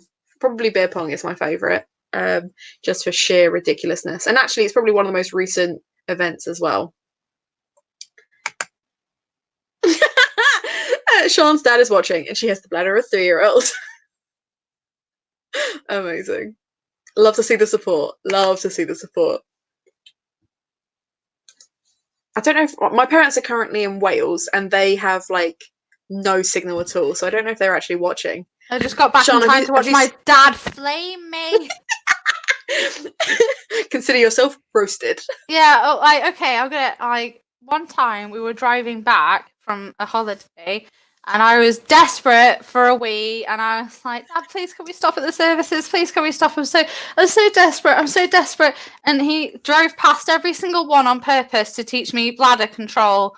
That's so mean. That's so mean. It is mean. It is mean. We were talking about parental trauma earlier. That's that. That's yours. That's your parental trauma. That's what that is. Yeah. I used to get really bad travel sickness, and you could tell the moment I was sick, my dad would just be like, "I'm so done with all of your shit. It's like, I've only sick for once. It's like, I'm so done with you. Why are you in my car? Why? Like, do you know what I mean? Like, and I was just like, I've never felt more like my dad was disappointed in me than in those moments. So when I'm being sick and I was like a kid, like I was like 4 or 5 years old. I'm like, have you got a carrier back? I'm sorry. 4 or 5. Yeah. Like, I was sick every time like a pigeon pooed on me. Every time the dog was sick, like there was constant vomiting. Constant. A nightmare. Perpetual vomiting. Constantly. I could do a pretty good impression of a wretch now, just from practice. So, absolute nightmare. Absolute nightmare. Yeah. Dads are mean as well as mums. We've given mums a hard time in this video, but dads are just as bad. I did laugh a lot reading the story where your mum was like, "We don't want your fucking money," and your dad was like, "Yes, we do." Yeah. That made me howl a lot. Yeah. I was like, Dad is the star of the show now. Yeah. He's stolen it. He's absolutely he's absolutely stolen it. So should we get back onto the novel, the book? I wish I fell asleep in cars, but not on trains or buses because that's anxiety inducing. Yeah, I can't sleep. I can't sleep on a plane either. I really wish I could, but my parents used to put me in the car so I fall asleep. And now if I get in the car, if I'm in the back seat, I will fall asleep. So if I'm like on a road trip, I either have to be driving or in the front seat, or I will be out. But yes, let's go back to your questions. Yeah. First of all, do you have lots of novels on the go at one time, Hannah? I usually have 4 or 5. I don't know if that's a lot. That's a lot. I've had one for 2 years. Oh, then yes, I do often. Yeah. So I have a really short attention span. I like to work on more than one thing at a time because I get bored of it otherwise. And I think if I'm still entertained by something, then my audience will be too. I think if I find it hard graft, then other people will. But I think the other thing is something I didn't realize because I just had no awareness of it is how many writers like yourself that will spend hours crafting the perfect sentence and kind of going over the same 4 lines over and over again until it is. And I don't do that at all. I'm just like, I just crack out as many words as I can and then we'll edit it at the end. And it's just, yeah, I think that's probably why I have more projects on the go. I wouldn't necessarily recommend my writing process. I could not live like you do. Like I could not live with the chaos, like just the sheer creative chaos. Like I could not. Like I thrive in it. Live for it. I'm a succubus for creative chaos. Yeah, for sure. That's brilliant. No, I could never, but I do really admire like how you go about having so many projects at one time. Like the other day when we were like on Skype and I was like, oh, I'm just really struggling to do the submission for this short story thing, and you were like, oh, I don't know if I'm gonna rewrite my first novel or if I'm gonna write my second novel, or I've got a TV script that I want to do, or there's this fantasy one that I've also got on the go, and I was just like, oh, okay, I'll just shut my mouth. I'm sorry. I'm so sorry. I mean it affectionately, but I do like. I mean, like me and a few others have, talked about how much we admire sort of like your ability to dabble, as we established at the start of this interview, is that you are a dabbler. You do dabble. You've got your fingers in many genre pies, and and it is. I would say it's a strength because it's not like you stick your fingers in and then you're like, bye. You're like, okay, I'll stick it out until the point where I decide that I can't, and then I'll move on to something and dedicate my whole self to it. And Faye's the same, she says. So like I admire that a lot. I'd be curious to know if Faye is an air sign as well. Yeah, Faye, what's your star sign and your moon sign and your rising sign? I need all of that info. Oh, dear me. All right, shall I ask you my other questions? Yes, please do. So the other thing that I thought was really important to note about this anthology, particularly soon as everybody's going to be buying it shortly, is that I would describe it as like a feminist text, and it very like much sort of encapsulates what I would describe as like the female experience in adolescence. Like there's a lot to do with like negotiating mansplaining, negotiating like when boys ask you for illicit things. Like, how do you negotiate that? How do you go about that? And I do feel that, like, in terms of its representation of what the female experience is like, particularly at that age in this day, that's a fire sign, I think. I was gonna say, I was gonna wait for you to finish, and then I'm not sure. I could be. I might be wrong. It might be an earth. Oh, it might be an earth sign. I was gonna say Taurus. I think it's an Earth sign. Yeah, I think so too. Same. So yeah, I guess what I wanted to talk about was, like, how important do you feel that is in literature? Was it something that you wanted to particularly represent, or was it how important do you feel it is to that it's something that is represented? Like, what are your thoughts on that? I think it's one of those things where, like, it's so important to me that I don't think about it. It's air at the end of the day. I'm such an opinionated feminist, but I'm not necessarily screaming at people and trying to preach at them. I'm almost trying to, like, live by example. And I know that feminism fundamentally is a lens. You're looking at life through it. You're going to see things in different shades to other people. So what might be a feminist issue for one person might not be for the next person. That doesn't make them less of a feminist. It just means that the stuff they've gone through in the past shades their lens slightly differently. Absolutely.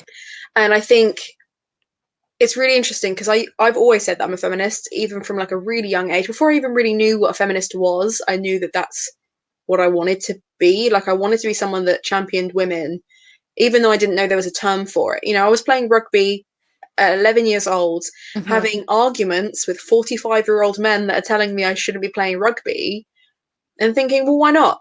Well, because your body, a boy's body, how is my body any different? Like, almost belligerently not seeing the difference because there shouldn't be one.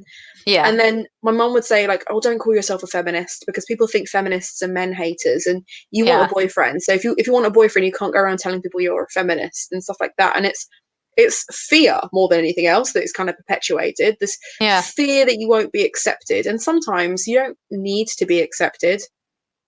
You don't need anyone else's approval. And I think sometimes feminism is incredibly honest as well. So as much as it is a lens, I think it allows me to say what I'm thinking, and I'm able to articulate it because of feminism. So it was really important to me in my stories, but it wasn't something that I was like, right, a feminist is going to have this to say about this experience. It was more like, this is my honest opinion, and because I'm a feminist, it will be shaded by that. And if you are not a feminist, you might have an issue. You might learn something. You might not. You might be a better feminist than me, and you might have something to teach me about that. Because I think, you know, what we're talking about, being venomous towards stilettos, that's not a feminist thing to do. That's not encouraging, like empowering women. That's, you know, that's taking a stereotype and running with it, and that's not okay. But it's also, like, in the same story, I'm talking about my own weight and my own size issues, and the fact that I had this costume that I couldn't fit into, so I was wearing a t-shirt and a referee jeans. Outfit. And, like, the fact that, you know, it's black, I was blending into the background, I was moving from table to table, I wasn't loud and proud and in the center. And maybe I resented her a bit because she did, and because guys were looking at her, and guys that I find attractive were finding her attractive. And that's not inherently feminist. It is human, though. We all have those moments. That's the thing, isn't it? Is that, like, there's so much of how we feel that's just human nature. And I think it's, you know, it is a feminist collection of stories because I'm a feminist, and my fantasy stories will be feminist because I'm a feminist. And you know, anything like that, even if I was to write historical fiction, there would still be elements of feminism in it because that's who I am as a person. I can't switch that off, try as my mother might like. It's just not in me. And I think it's really interesting because I talk to people sometimes and they'll be like, oh, I'm not a feminist because I think this. And I don't say, but you are, though, or you should be, because there's no point. There'll be a moment when they realize, oh no, I am. Because, like, I remember I had this argument It wasn't really an argument. One of my mum's Debate. friends, yeah, one of my mum's friends was saying, I'm not a feminist. I think that when men and women aren't equal for such and such a reason, and all this sort of stuff. And I was thinking, you earn more than your husband does. Yeah. You come home and cook him dinner, sure, but you earn more than he does, and he works fewer hours than you. They're like, you have certain roles that you expect of each other, but if he's not there, you do them anyway.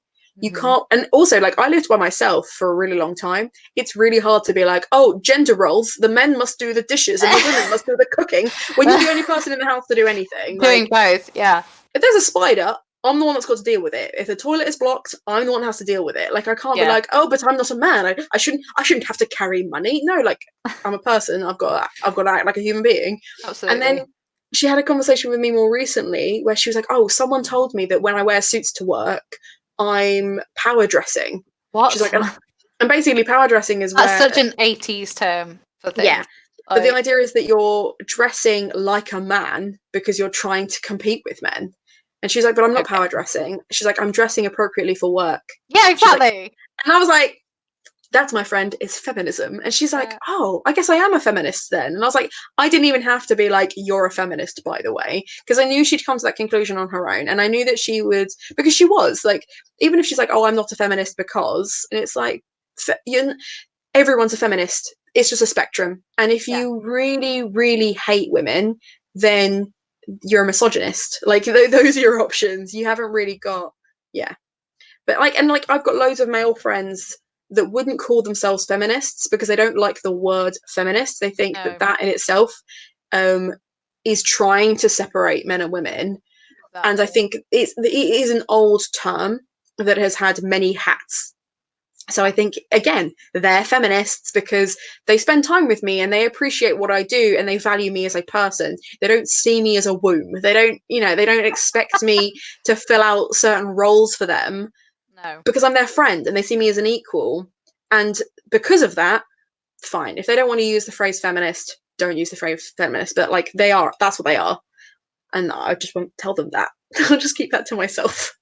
I was guilty of that in the past, where I'd be like, I'm an egalitarian, I'm not a feminist, because I do feel like there's so many sort of issues on both sides where things can be, you know what I mean, like there's gender issues on both sides, especially these days, and I feel like part of being able to identify, as you say, like there's a stigma to it now that which didn't exist before. Like before, it was something to be proud of, is that you were fighting for equal rights. But now it's like automatically, if you describe yourself as a feminist, then you're a man hater, and you think that everything is wrong with men, like particularly white men, and like that you've got a problem with everybody. They are the worst, though. Let's be honest. Like this pandemic has made me a bit like hateful.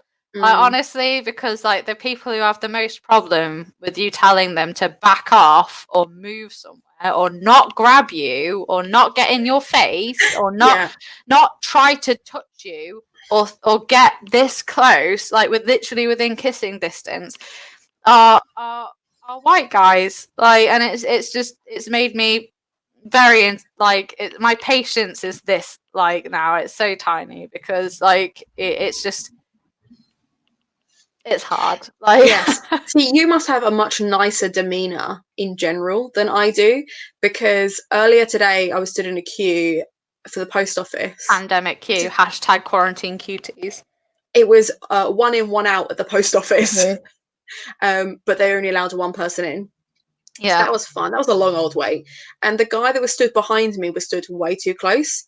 And I didn't say anything. I just turned around and looked at him, and he took a step back, and I was like, yeah. I wish. Like, I wish. Like, this guy came trundling towards me at work. Like, he was literally about to get this close.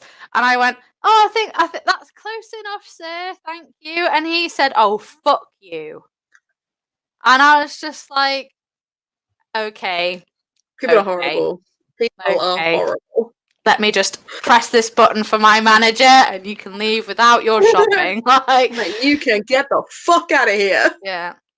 But absolutely I can honestly say that, like, and it pains me to say it because I hate that this is like the thing that this is the majority. Like, I would love to be like, oh no, it's everyone's a dickhead. But the truth is that the people that I've had problems with, the people who are the least receptive to this situation that we're in right now, and needing to keep distance and needing to obey the rules and needing to help everybody else out, the people who are openly sort of like endangering themselves and others are guys, white guys. The really scary thing is there have been more male deaths from coronavirus than female deaths.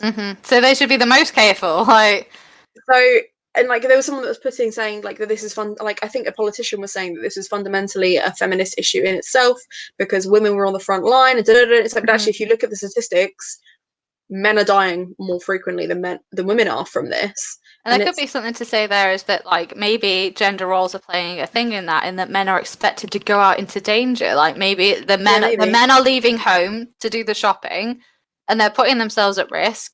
And then they're coming home with a virus and they're succumbing to it. Like so, and that in and of itself is a feminist issue. Yeah, absolutely. I used to talk to students about it, and male students in particular, and would ask them because I used to wear a T-shirt that said we should all be feminists, which as a citizenship teacher was really fun. And I remember I used to say to the boys would be like, I'm not a feminist. I'm like, oh, okay. So say, for example, you get married, you have kids, you get divorced. Who looks after the children? And they go, well, the mother does. And I'm like, well, why not you? Yeah. What happens when actually you don't have a divorce? It's not an amicable divorce. You have quite a contentious, divorce.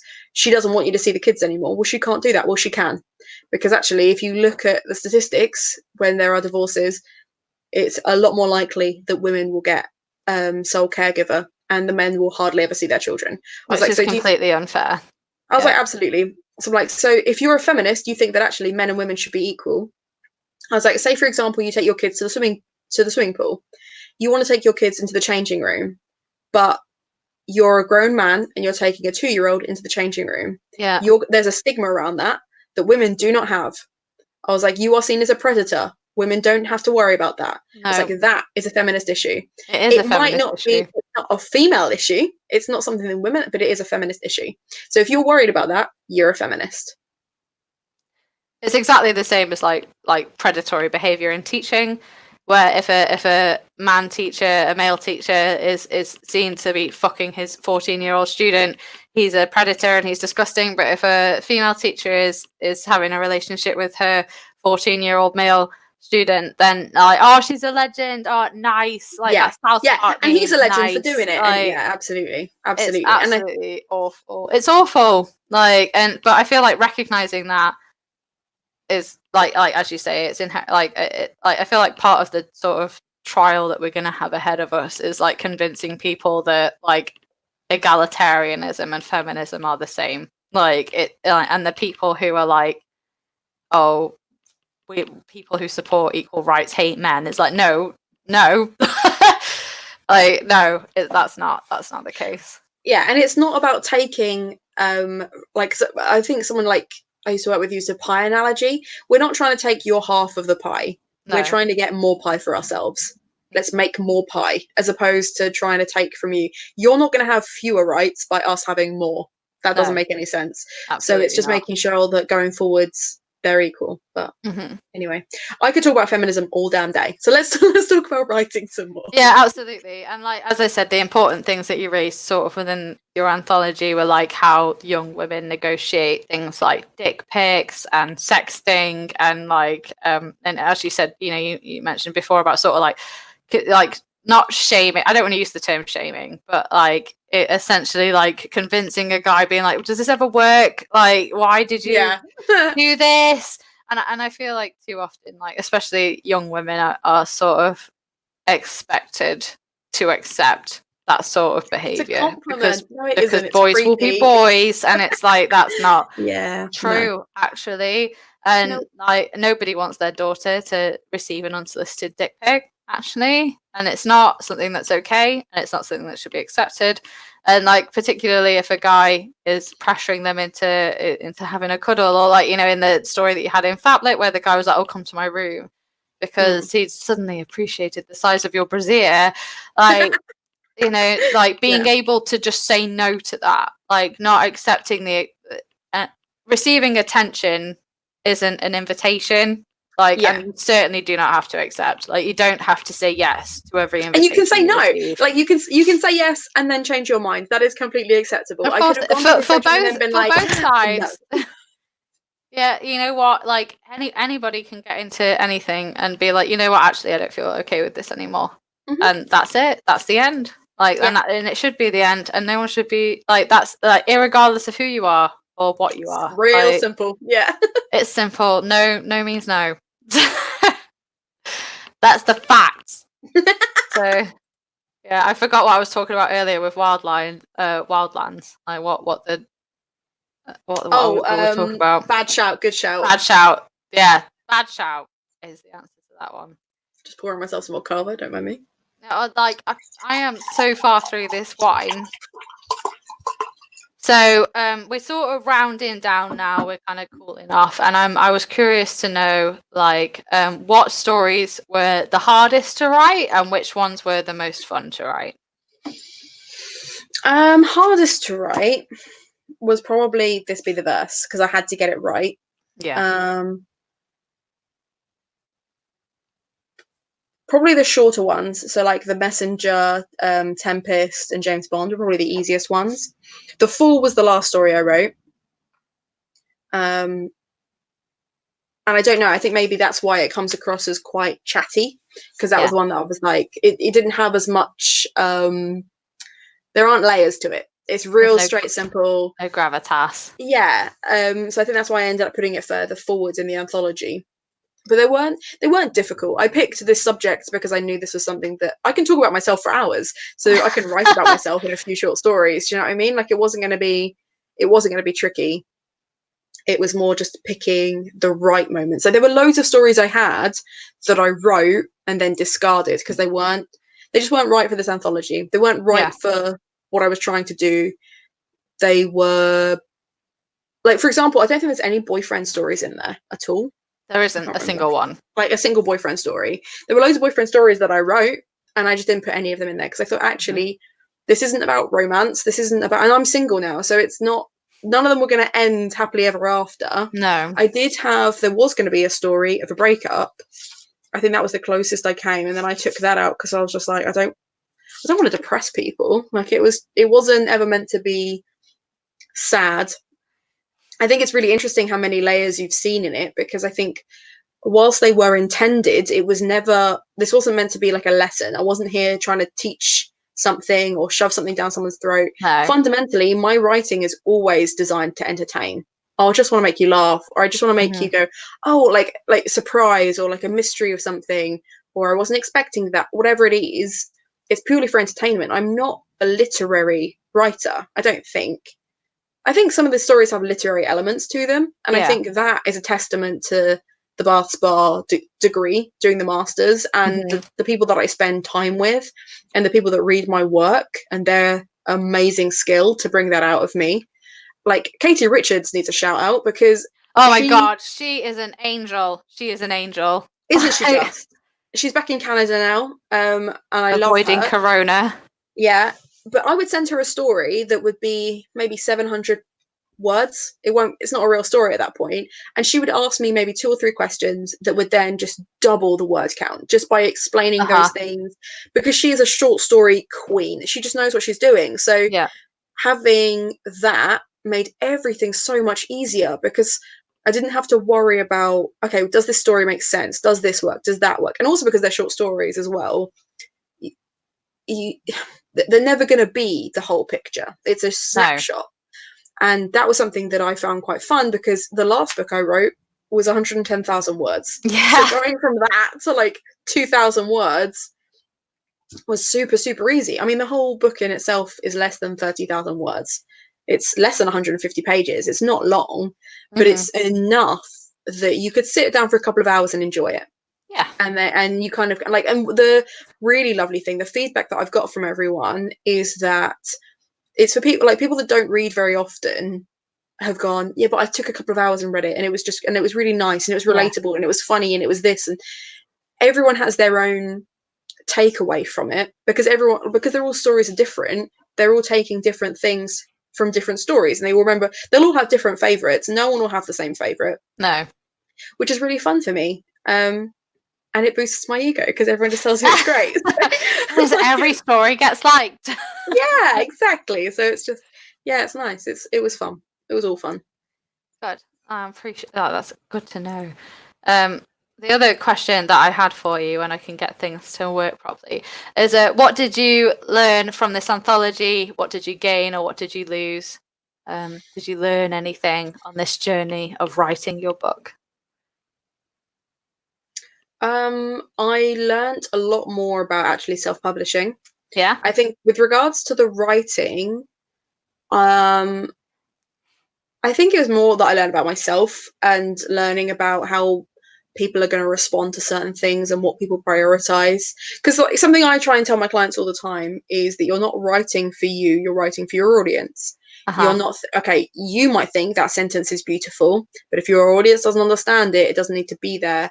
And you might have a particular message for your audience, but if you're throwing lots of stuff at them at once, they're going to get confused. Oh yeah. So seeing that but written in a narrative was something that I hadn't done before. So yeah, it was kind of like a mixture of, and also like I don't really write nonfiction as a rule. I tend to mainly stick to fiction. This is your first nonfiction work, isn't it? Yeah, absolutely. And I think the reason I was happy to self-publish it was because it was nonfiction. This was never going to be something that I ended up making my main project other than for this. And I think I was quite happy to just let those stories go and to just kind of be like, okay, well, this was a moment, and actually talking about them is a moment, and someone else reading it is a moment for them. And that's absolutely fine. It doesn't have to be finite. No. Do you know, if that makes any sense? So yeah, lots of little lessons. And yeah, it was just fun. It was just fun to do. It wasn't like a big life lesson for me. Yeah. But yeah, it was fun. It was fun to do. So there weren't any big lessons in closure. You weren't like, oh, I've written this closure, and I feel so. Yeah, like especially when I took all the boyfriend stories out and being like, it doesn't matter. It doesn't matter. Like I'm friends with them still for the most part, and the ones that don't talk to me anymore, I'm no worse off for it. Yeah. I mean, nearly all of them are married, engaged, or with kids now. So that's not where I am in my life. So like, I think it worked out for the best. So that was nice closure. The conversation with my mum was good closure, because I think it took her a while to realize that, yeah, it hurts her when I talk about it. It hurts me every goddamn day. Like, because I just, you know, like for a long time I was carrying that. And I think I'm not really anymore. Now that it's in the book and now that it's really out of my system, that's fine. So that was nice closure, but I didn't go into this book thinking, oh, this will be good. Do you know what I mean? Like we were saying earlier, like I didn't go into this being like, this will be really cathartic. It was really cathartic. And I learned that I am capable of letting go of a grudge. So that's nice. Yeah, of course. But other than that, yeah, no, not really. Brilliant. Right, before we get on to my surprise question, which is what you don't know anything about, my dad asked, is it difficult to change genre and change with the personalities of your characters? It's with genre, I think it depends on the stories. I tend to only stick to writing genres that I read. So fantasy, historical fiction, contemporary.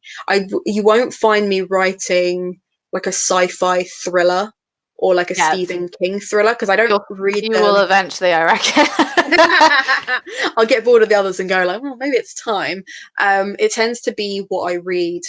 So at the moment I'm reading a lot of fantasy, a lot of female-led fantasy, and therefore that's what I'm writing.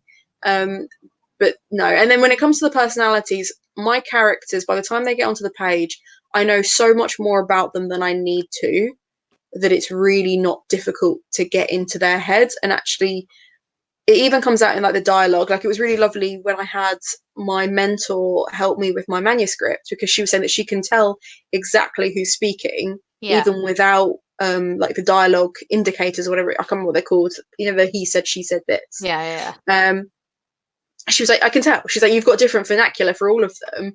And again, it wasn't something that I did intentionally. It was just, this is what that person would say, and this is how that person would react. And their favorite color is green, so of course they're going to go for that one. And well, that person doesn't have sugar in their coffee, so they can have a coffee, but this person does, and there's no sugar left, so they're not going to have coffee. And like stupid shit like that. That isn't going to make a difference to my reader if they're sat there just enjoying the story. But because I know that about them, it fleshes it out and there's world building there. Because I think a lot of writers try and put all of their research into their book.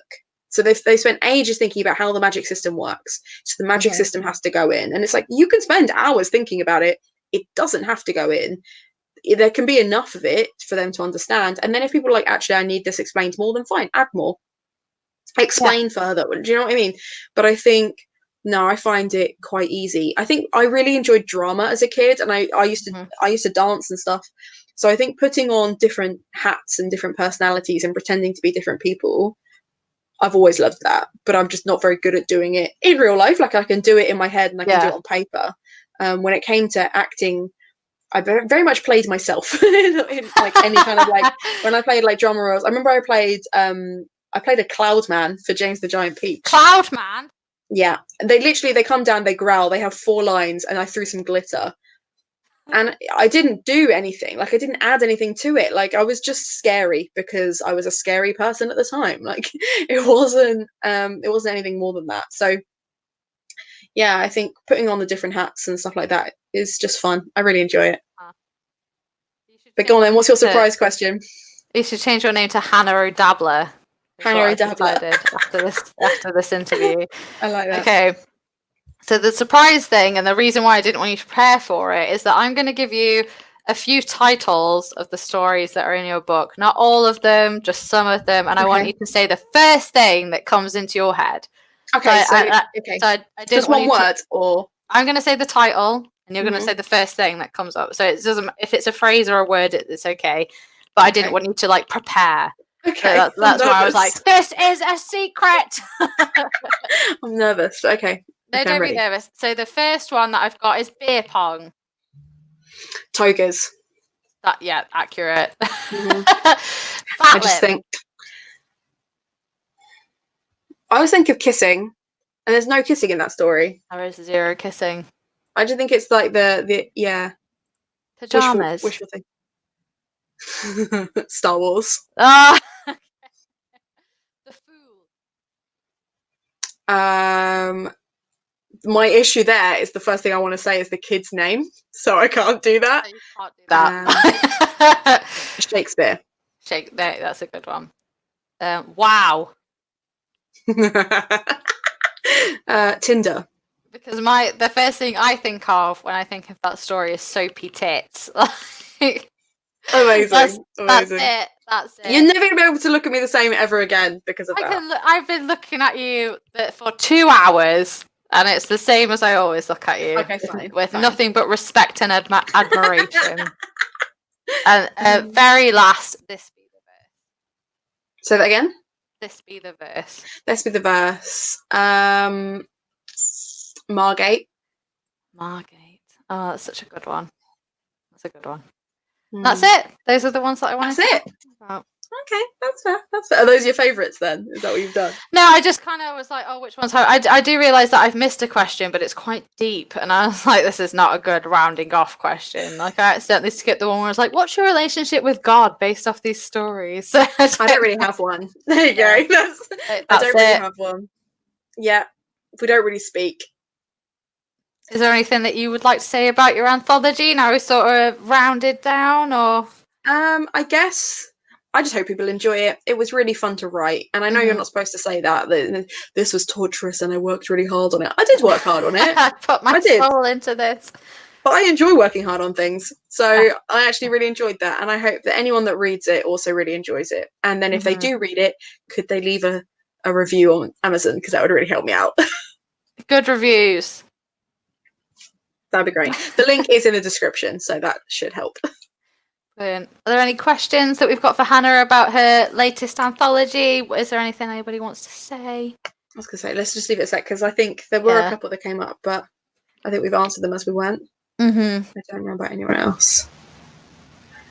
I just love this catharticing all over the place. I know. I feel so ashamed. Catharting. It's a difficult one. I remember once. No, as in like saying the word cathartic as opposed to actually cathartic. Catharting itself is quite easy to do. Yeah. I remember I texted a boy once saying, I really like you. You don't have to do anything about it. Me texting you has been catharsis enough. And he just responded saying, what's catharsis mean? Oh no! And I was like, no, I'm going to explain it to you because I'm a teacher. That's what I'm Did you going to do. explain it? Of course I did. And then he Hi, used it. My favourite bit was we were then sat, a whole group of us, and someone said something and he's like, that's catharsis, that is. And they all looked at him like, what are you on? He's like, Hannah taught me that word. And I was like, they're going to ask. And they were like, Hannah, why did you teach him that word? And I was like, there it is. Oh no. But we managed to get out of it without everyone finding out I fancied him. I mean, as if it wasn't super fucking obvious anyway, but anyway. Yeah. Sarah Deacon said that we are looking good, and Tony said that we are looking marvellous, and Georgia said that she's here as well. So thank you, all you guys, for listening. Thank you, everybody, for watching us. You've been the hostess to the mostess. Well done. Proud of you. Even though I had to take a toilet break and there was a technical difficulty. Other than that, you've talked at me. Like, we've talked for 2 hours. We've done well. I'm a bit like, oh god, like how would we have made this last 10 minutes? Like when I text you and we were supposed to be meeting at the hall, and I was like, how long do you want this to last? And you're like, oh, like 10, 20 minutes max. And I was like, okay, that's fine. So like these were sort of the same questions that I would have asked.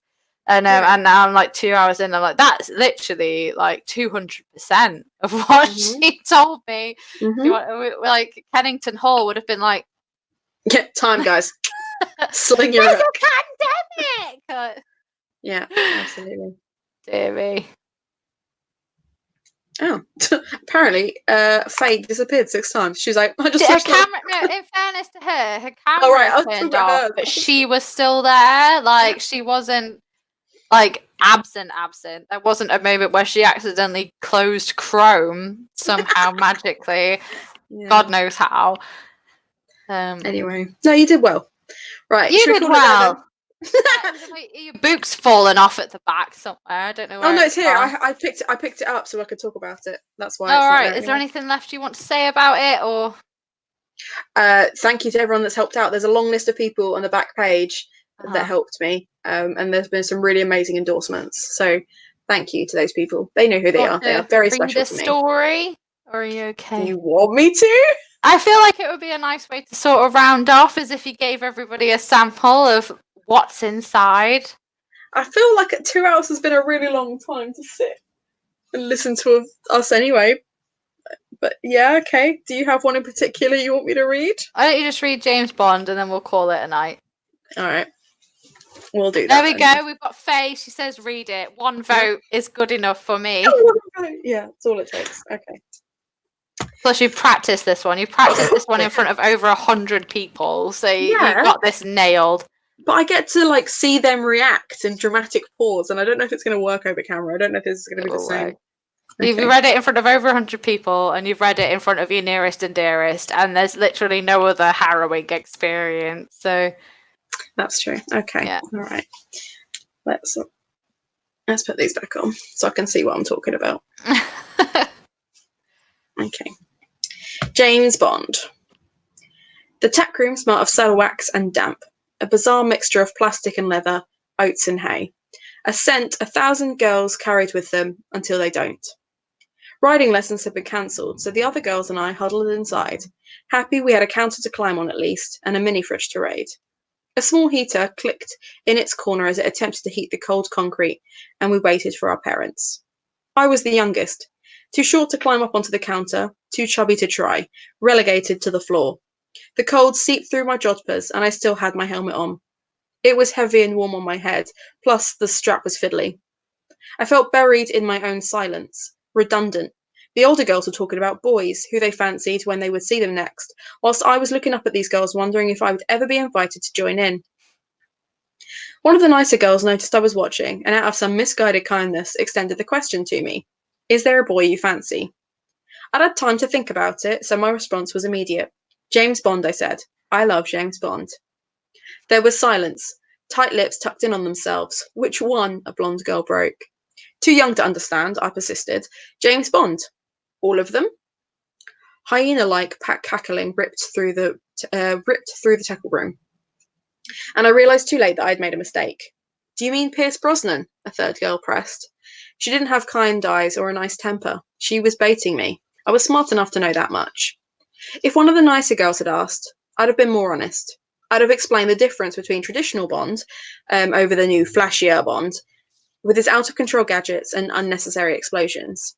But I buckled under the eyes of this older girl. I nodded, feeling like a coward, not brave enough to admit that Sean Connery was way better. A few years later, the scent of saddle wax had been replaced by salt-watered air and evening cold. The faux shipwreck, climbing wall, and wooden towers of Folkestone's coastal park were haloed by the orange fluorescence of metal streetlights. Strange shades were cast by the palm trees as our playground attempted its best impression of being anything other than a fishing town. I'd been abandoned by my friends, who were smoking weed in the top tower of the wooden castle. A boy with curly hair had offered me a toke, and I had politely refused. He and I sat in the little children's boats that rocked. His feet touched the floor whilst mine did not. He thought he was a bad boy because he'd done a bit of shoplifting, skipped school, and smoked weed. He'd had sex too, which he was clearly very proud of. He also walked his niece to school, played rugby religiously, and offered me his hoodie when I shivered. I'd refused that too. I was determined to be warm in my rugby training jacket, with Southeast Girls printed in Barbie pink across my back. I didn't want to look needy. Our friends heckled us from the tower, making smoochy noises and laughing. He gave them the middle finger back, like a bad boy, and I laughed. When the shouting died down and the fresh smoke billowed out of the tower, the toy boy relaxed his body into a slouch. I relaxed too. I liked this boy. He was nice and funny, and that was really all it took for me to like someone. He told me that he fancied someone in our group, and a small part of me hoped that now that we were alone, he'd tell me who it was. Not so I could mock or shriek or sympathise, just my common curiosity. Is there someone you fancy? He asked, watching me in the haze of orange and black. Less than a second passed before I answered. His game was clear to me because it was the same as mine. I decided to reward his curiosity with the truth. Not the whole truth. I knew James Bond was not going to be the right answer, but I would tell this tall, curly-haired rugby player exactly how I felt. I shrugged, looked him dead in the eye so he knew I was being honest, and I said, "Nah, boys are stupid."